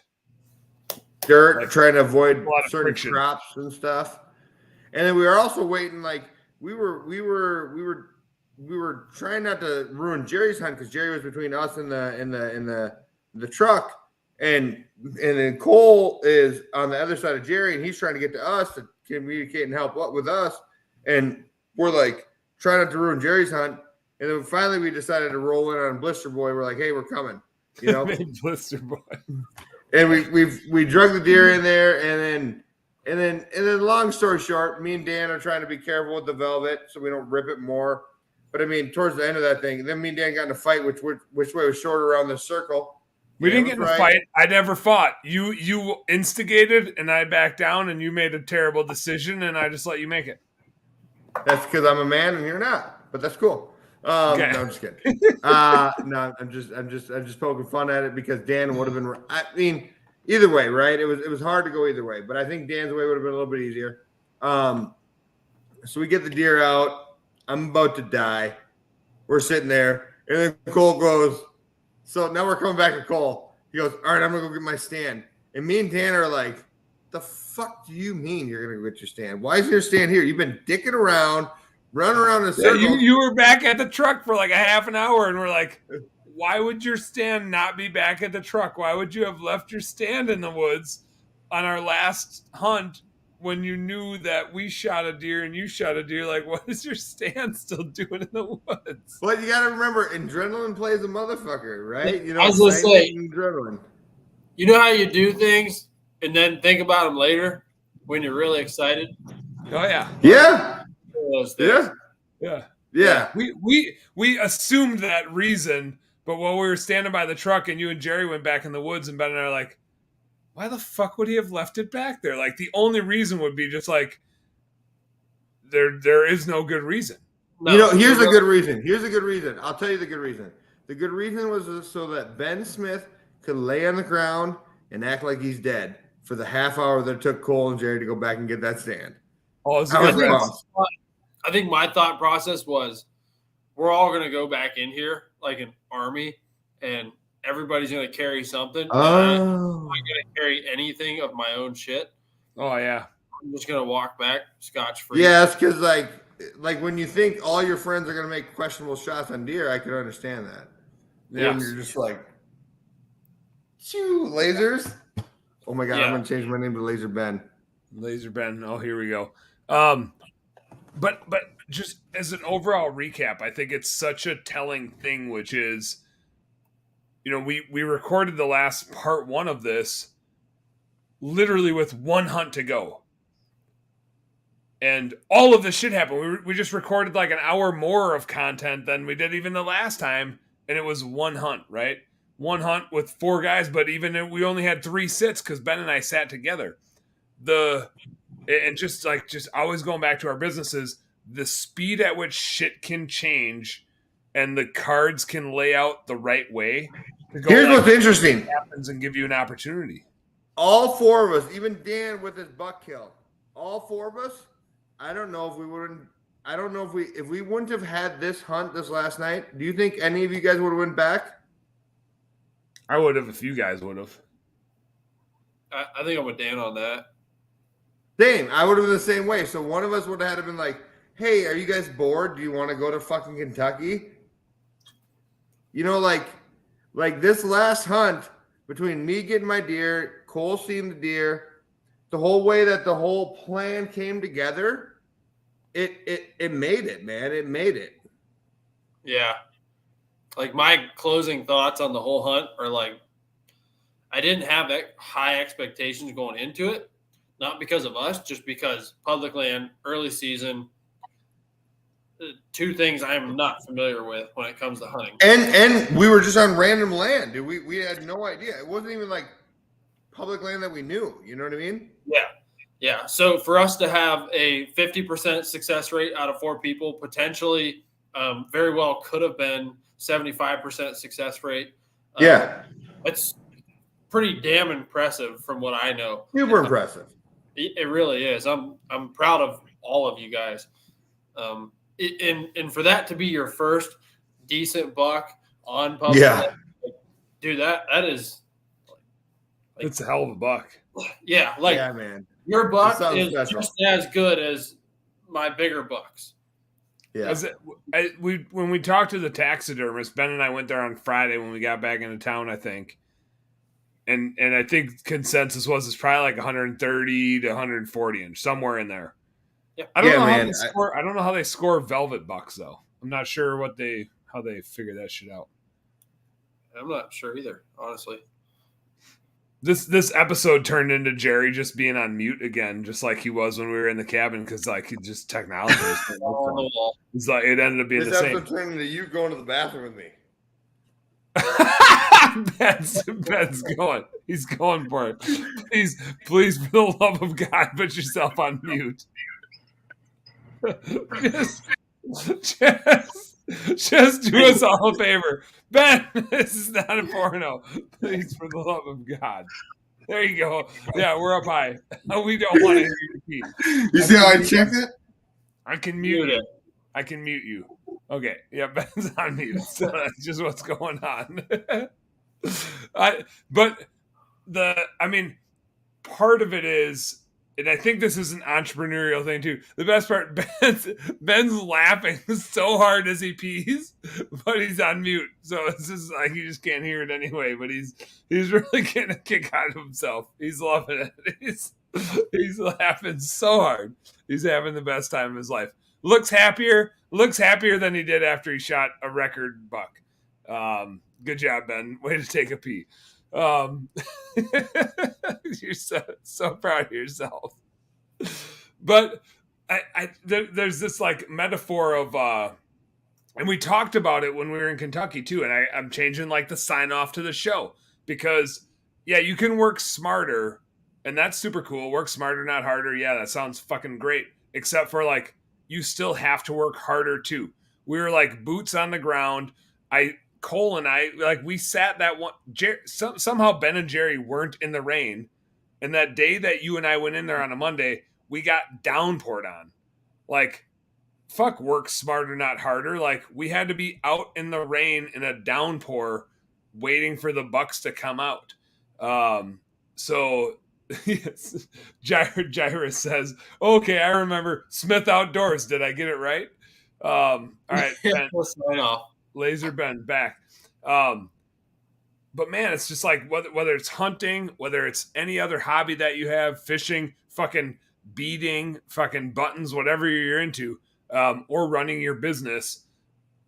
Yeah, you can work smarter, not harder, but like the effort still has to be there. Shit doesn't happen. The only things that happen are because people are making them happen. Fate isn't going to put a big job in front of you. It's not God's fault you got a big job that came to you. It's your fault you got a big job that came to you because you put yourself in enough right places, and that shit gets rewarded.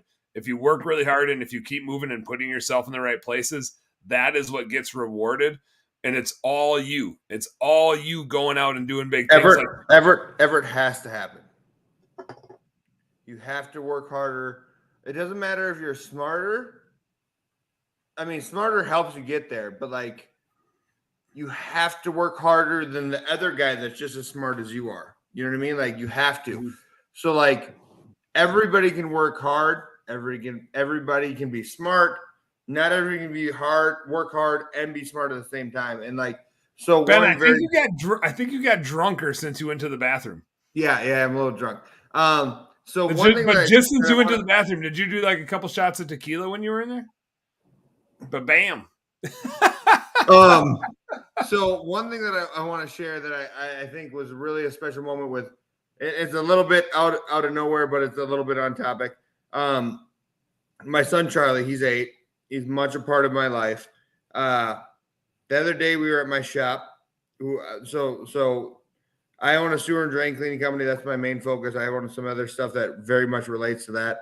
I started from like nothing, no money. I remember the first time that I had $5,000 in my business bank account, and I was like, oh my God. And then all of a sudden it was like $20,000. And then me and my wife looked at each other. We're like, we're gonna be rich. We're never gonna have another problem in our life. We now currently have hundreds of thousands of dollars in the business bank account. We're like, oh my God, do we have enough money to keep the business going? You know, so like it's weird how this progression happens. Yeah, your perspective changes so much. So fast, and it's been years. You know, I mean, like not years and like a long time, but like a decade. I mean, 5 years ago, I had no employees. I now have 16, and due to the team that I have as well. Like I don't want to discredit them, so it's not just me. I don't want to say it's just me. But where I'm going with this is that my son was at our shop that's a block away. I just bought this new building. I spent $2 million for a building. It's got a couple of tenants. We're moving into it right now. And my son, I can't remember what he did. He did something stupid. And he goes, I'm so stupid. And I'm like, don't say that, you know? And he's like, well, I am. I'm dumb here. I was like, okay, let me explain something to you. He's like, do you think that your dad, me, is the smartest person in the world? And he's like, he doesn't know how to answer because he probably fucking does, you know? But I was like, I'm not. Think of like Elon Musk, Tesla dude, because Charlie thinks Teslas are cool. I was like, think of the dude that made up Minecraft, you know, and think of all these people that are like really smart to him. Like those dudes are smart. Think of who works the hardest that you know of. And he's like, it's you, Dad. You know, I was like, yeah, dude. Like he sees the hours I put in more than anybody in the world. You know what I mean? He sees how much I work. You know, not even all my employees see how much I work. You know what I mean? They don't understand that I'm at the shop at from 9 p.m. to midnight working on shit, you know? So what I said to him, I was like, you don't have to be the smartest at everything you do. You just have to work a little bit harder than that other guy. And that is true. Like hard work is rewarded.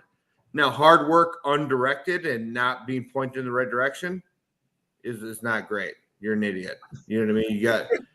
You gotta aim it and go for it, you know, and I don't think I'm the smartest guy. I think some of the stuff that I've done has gotten really lucky, you know, like some of the stuff that I do that's very specific to my industry is extremely lucky. I started using my wife's hair straightener to do some really weird shit for what we do.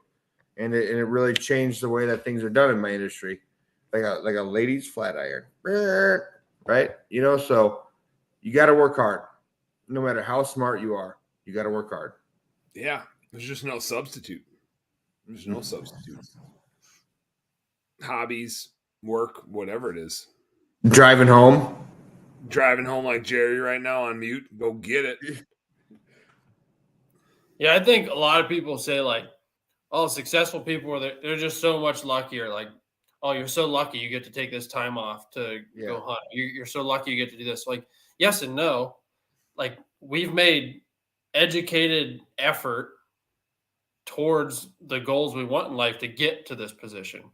Like, and I think the harder you work and the more educated effort you take, the more opportunity presents itself. That to you, it's an opportunity. To other people, they're like, "Oh, you're lucky." Like, I personally believe in luck. I believe in creating opportunity. Yeah, man. Luck is a derivative of skill. Luck only comes about from working your ass off and putting yourself in the right spot. It just so happens that good shit happens when you keep putting yourself in the right spot for good shit to happen. So what luck? There's a movie quote. I can't remember what movie it is, and I just had to Google.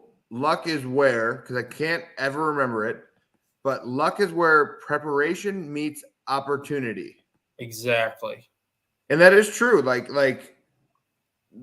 everybody defines things how they want to say. Like, and like I would consider myself lucky for the decisions. I would consider myself lucky for the life that I have. And I don't look at luck like I wouldn't spend, and I'm a gambler. I like to gamble. I like to fucking put money into stupid shit that doesn't make me any money. Yeah, you do. Yep, you do.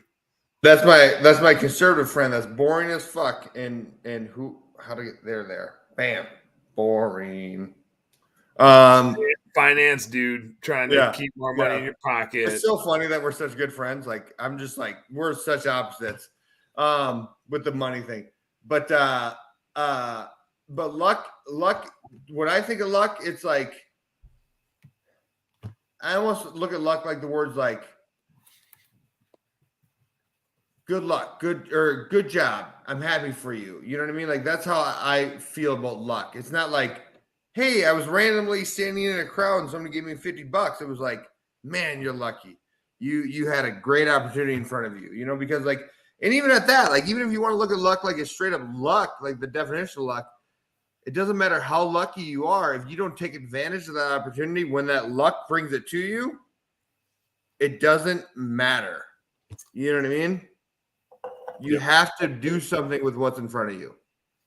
I want to take that back to this hunting situation because it's not an accident. Yeah, like Ben, you're really fucking lucky that the first buck you ever shot is a monster velvet whitetail on public land. But am I though? But like, look at that. Like, look at that's those words right there. hold on. Like, let me finish the statement here because, like, if you just said that, right? If you just like backed all the way out and just be like, man, this guy's so fucking lucky, right? It's like, okay, yeah, like, it seems unlikely that would happen, except for like you study hunting videos on YouTube relentlessly. You surround yourselves with people that have been hunting their entire lives. Well, that's what I was going to say. You challenge everything that they've learned, right? Like you challenge half the shit that I bring to the table and you're like, I think I actually have a thing better. And you do because you did a bunch of other research. So like that doesn't happen by accident. That shit doesn't happen in our businesses like because we went out and we pressure washed a thing or we went out and we cleaned a sewer.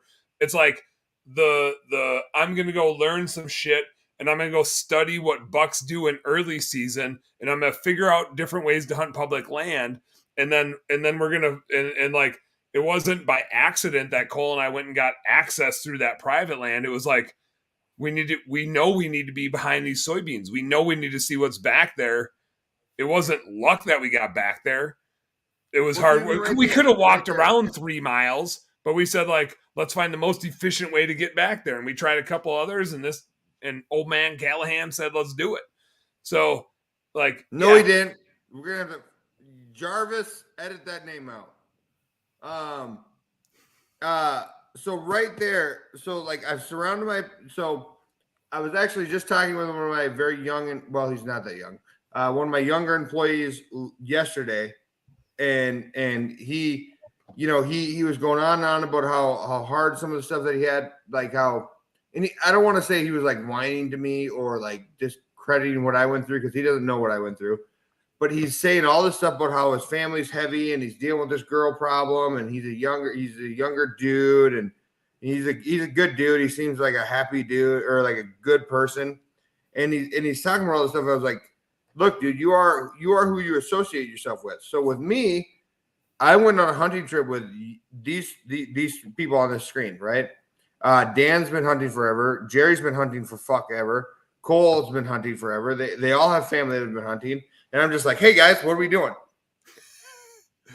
Oh, where do we go? I watched the video and here's my thoughts.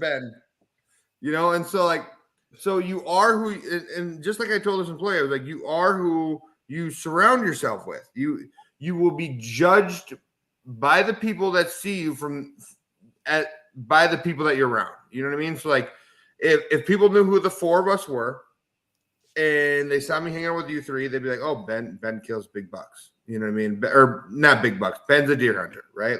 Let's just boil it down to that. In all reality, I have like way less experience than all of you guys, you know? And so it's about projecting yourself and going for the things you want and getting after the things you need to get.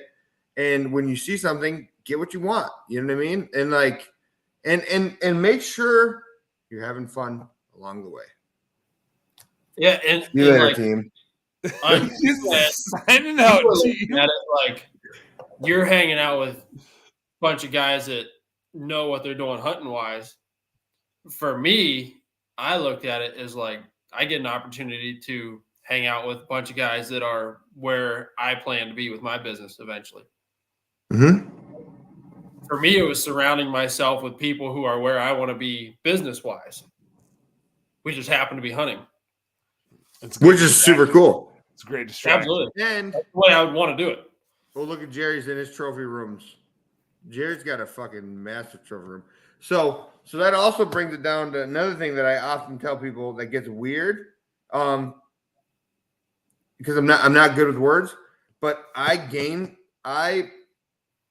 if I'm not gaining something from everything in my life, I'm not in.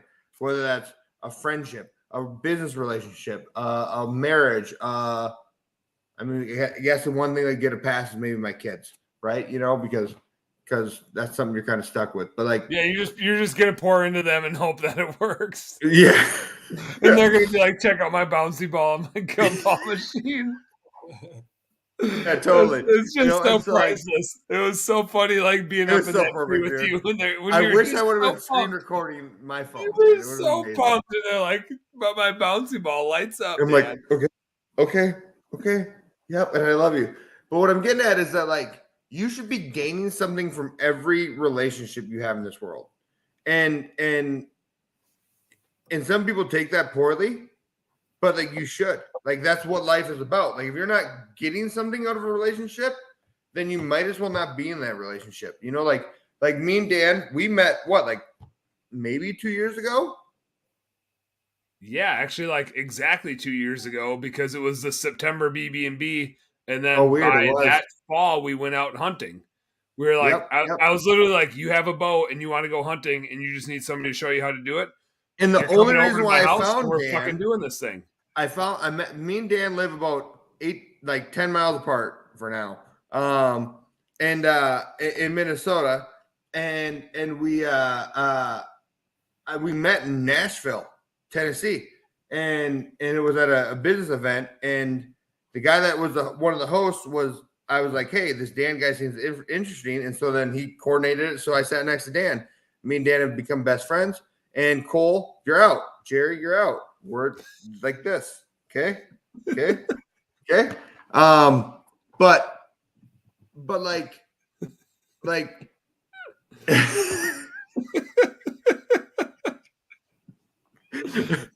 but what it comes down to is that like I gain a lot from Dan because one, I gain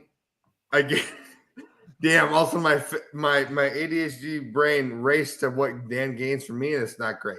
So we're gonna skip through this a little faster now to alleviate what I don't have. But like, you gain experience, you gain from everybody that you're with, and you should. And like the small interactions I have with Cole is flat out only in Kentucky on our hunt. And I will gain. Okay, first of all, quick side note. Cole's like, buy this book. It's super easy. It's the 4-Hour Chef. It's this big. This is my hand. This is a beer can. It's about the same size. Cole recommended a simple cooking book to Ben for a wild game hunter, and it's the size. It's simple. Thick as a beer can. Yeah, it's ridiculous. It's got a Chinese chart in it. So, I just found it. But I read a lot, and to me, like that's a standard book. It's so fucking ridiculous. I'm sure it's good, and I don't want to discredit Cole because it's kind of an simple on it. This book sucks. And it says simple on it, and it might as well be Atlas fucking Shrugged. It might as well be like 1,400 pages. You'll never need to buy another cooking book. But what I want to get to, and the main point is that it's flat out this, that like, to not sound rude, that you didn't give me something that's like measurable, Cole. One of the things that I gained from Cole is that like I think I gained a good hunting friend, and somebody that like maybe I can bestow upon some of my business experiences to if he ever calls me like personally, maybe. But what I'm getting at is that we're just going out on a limb here, man. Give me a call, man. Yeah. But no, I enjoyed him, and I enjoy you, and our sense of humor is matched, and you have mad cooking skills. It was ridiculous. Ben's saying you can be his bitch anytime.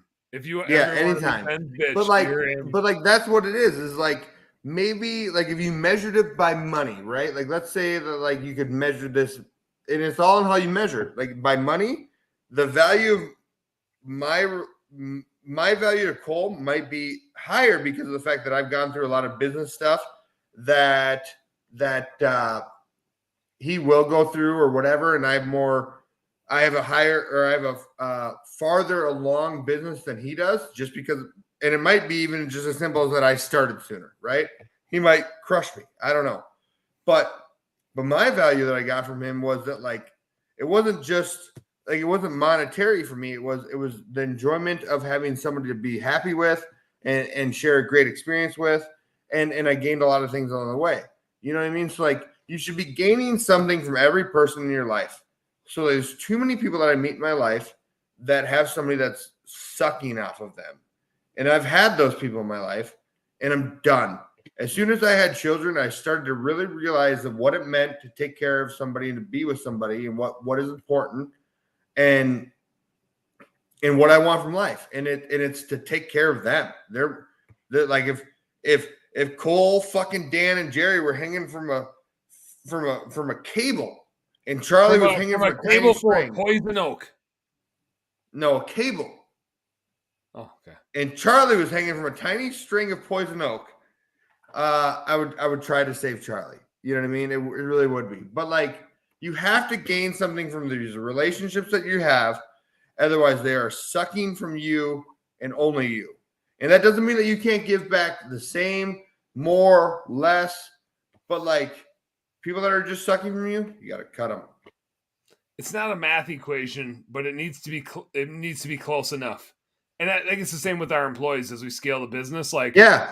we're going to pour our asses into them, and they sure as hell better be pouring their asses back into us, or it just ain't going to work.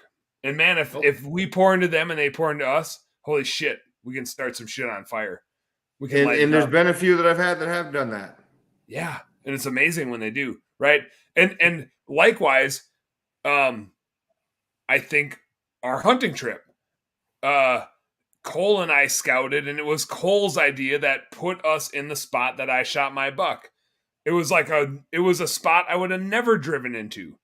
But Cole's like, let's do this thing. We're going to go in here because I don't think anybody else is going to go back in here.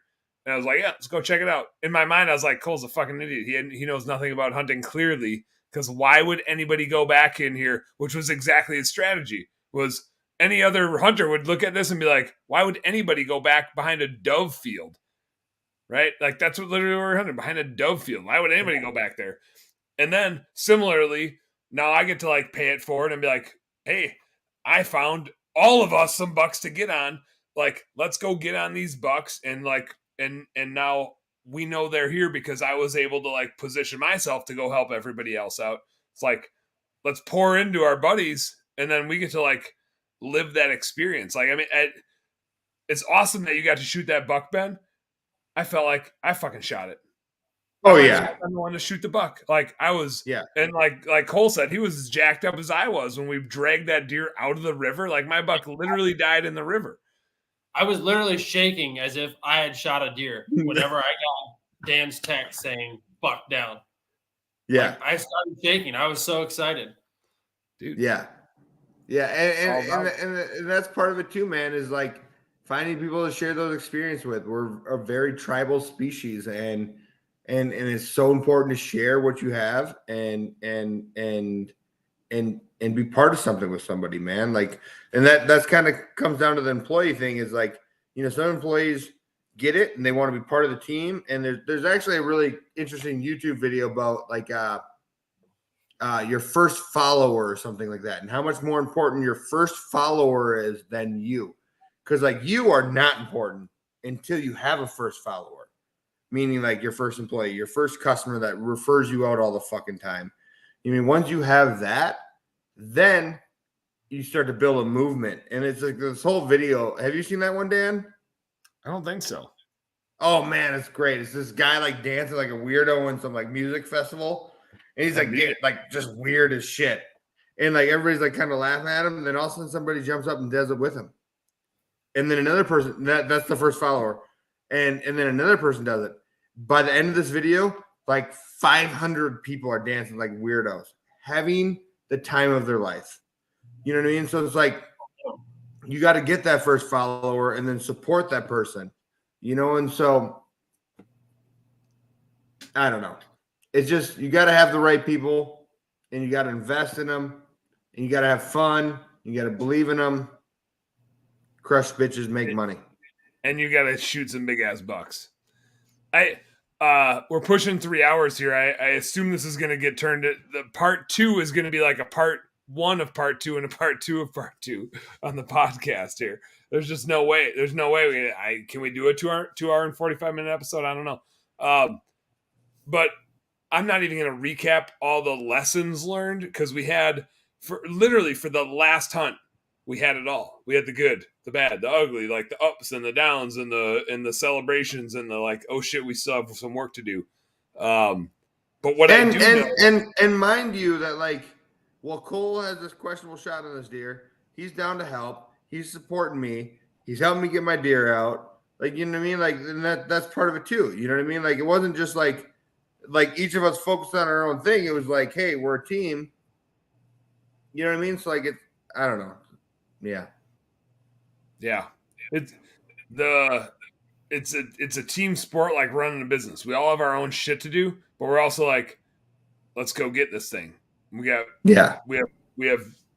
shit to do, and that I think we all, Cole, I know we were annoying the shit out of you while we were driving home, but it was like a guilt. It was like we weren't like, what's he doing? We were like, fuck, we should check in because we should be there right now. Yeah. And we were like weighing this guilt between like, we're either like leaving Cole or we're leaving our families. And so we have to like make a trade-off, and Cole at least has a dog, which is going to be more useful than us, and our families can't just go get another husband. But it was like this weird dynamic when we were driving home of like, we just need to keep checking in with them and like being there. And like, and I think there's something in our heads where it's like, if he keeps us updated, we're going to just like mix our minds together. We're going to come up with how he's going to find that buck, and we're going to tell him, and he's going to find it. Oh, like, yeah. I felt that effort from you guys. It wasn't just like when you guys left, it wasn't just like, peace out, I'll let you know what happens. Like, when you guys kept trying to call me, and even after we did talk, you kept sending me texts like, hey, check this person out. Here's another dog tracker. Message this girl. She'll help you out. She's what? She's hot as fuck. Yeah, exactly. Cole Marrier. So it was like, Cole is single. He lives in Canada. You were trying to help me in more ways than one. You were trying to find me a girlfriend, find my deer, and neither panned out. But work harder. Yeah, you did great at work harder, not smarter. We'll keep at it. The season just started. We got a long season to go. It could still happen. Yeah. All right, dudes. Well, this is a new record long podcast for us, so I'm sure we'll split it into a couple, but man, it was super fun being there a couple weeks ago for that experience. And Ben, thanks for letting me crash your tree and hang out and film all of it. Thanks for letting me crash your spot. We need to we gotta fucking get this video done, man. We gotta get Outdudesman's Outdoors done. Uploaded, and then we'll figure out what to do. Tomorrow I'm starting the YouTube channel, Outdudesman's Outdoors. Look out, it's coming. I already started it. Okay, good. Well, thanks for inviting me to it, you asshole. Business nerds out there. Thanks for hanging with us. If you're still hanging with us, I know that was like a long trial of hunting stories here, but man, it's just the exact same thing as running a business, and it's super fun for us to tell hunting stories. I hope you guys liked it. Fuck you if you didn't, because we had fun talking about hunting stories. So, if you didn't like it, thank God. I think it's early in the season. I think we should do like a recap as the season goes on, like maybe once every couple months as we go into season. I think so. We'll definitely have some check-ins. Ben and I have that Illinois hunting trip in like a month and a half here. Cole, when are you heading out? Late October. You're heading through here. Late October, right? South Dakota. Yep. Hell yeah. And Jerry's got some big bucks on his land. Ben, now let me just tell this story. This just cracks me up. Don't make fun of me about the bear thing. Yeah, I'm making fun about the bear thing. So we're also on to a couple bears at Jerry's land.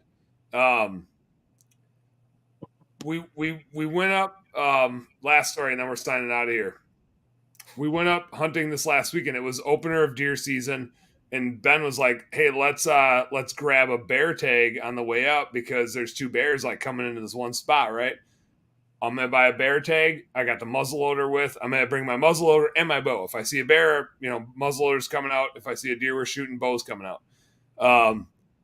The bears keep coming through, but we also need like something to bring them in. So Ben's like, I'm gonna go to the counter to buy some tag.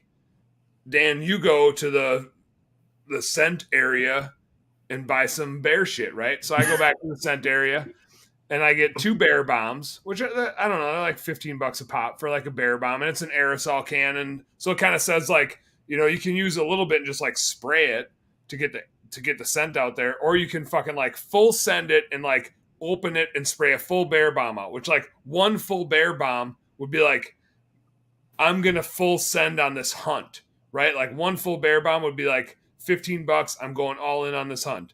We bought 2 of those, and then we bought Cole. You can buy like the 4-ounce deer pee bottle, golden estrus or whatever, right? Well, you can buy like a 4-ounce bear scent bottle, and it's not like bear estrus. I think it's just like sweet smelling shit to try to attract bears. So we bought one of those, and those were like $15. And then we bought. I don't think it's made by the same people, but on the deer side, they make like the deodorant stick thing of like Deer Calm. That's like the waxy deodorant stick of shit you put on trees, right? Makes it. Yep, Evercalm. Well, like there's a bear version of that too, and it's just to throw some bear scent around. So that's another $10-15, whatever. So we get two bear bombs, the scent, the bottle of scent, and then a stick to put on trees. Now, and it's Ben and then my daughter Danny and I. And Danny and I are sitting in a box blind, and Ben's a few hundred yards away from us. Ben, were you in a ladder stand, or what the hell were you in? I was in the ladder stand. Okay. So Ben texted me a couple hours after we're in the stand, or like an hour after we're in the stand. He's like, "How much you spend on that stuff?" And I was like, "I don't know, like somewhere around $50."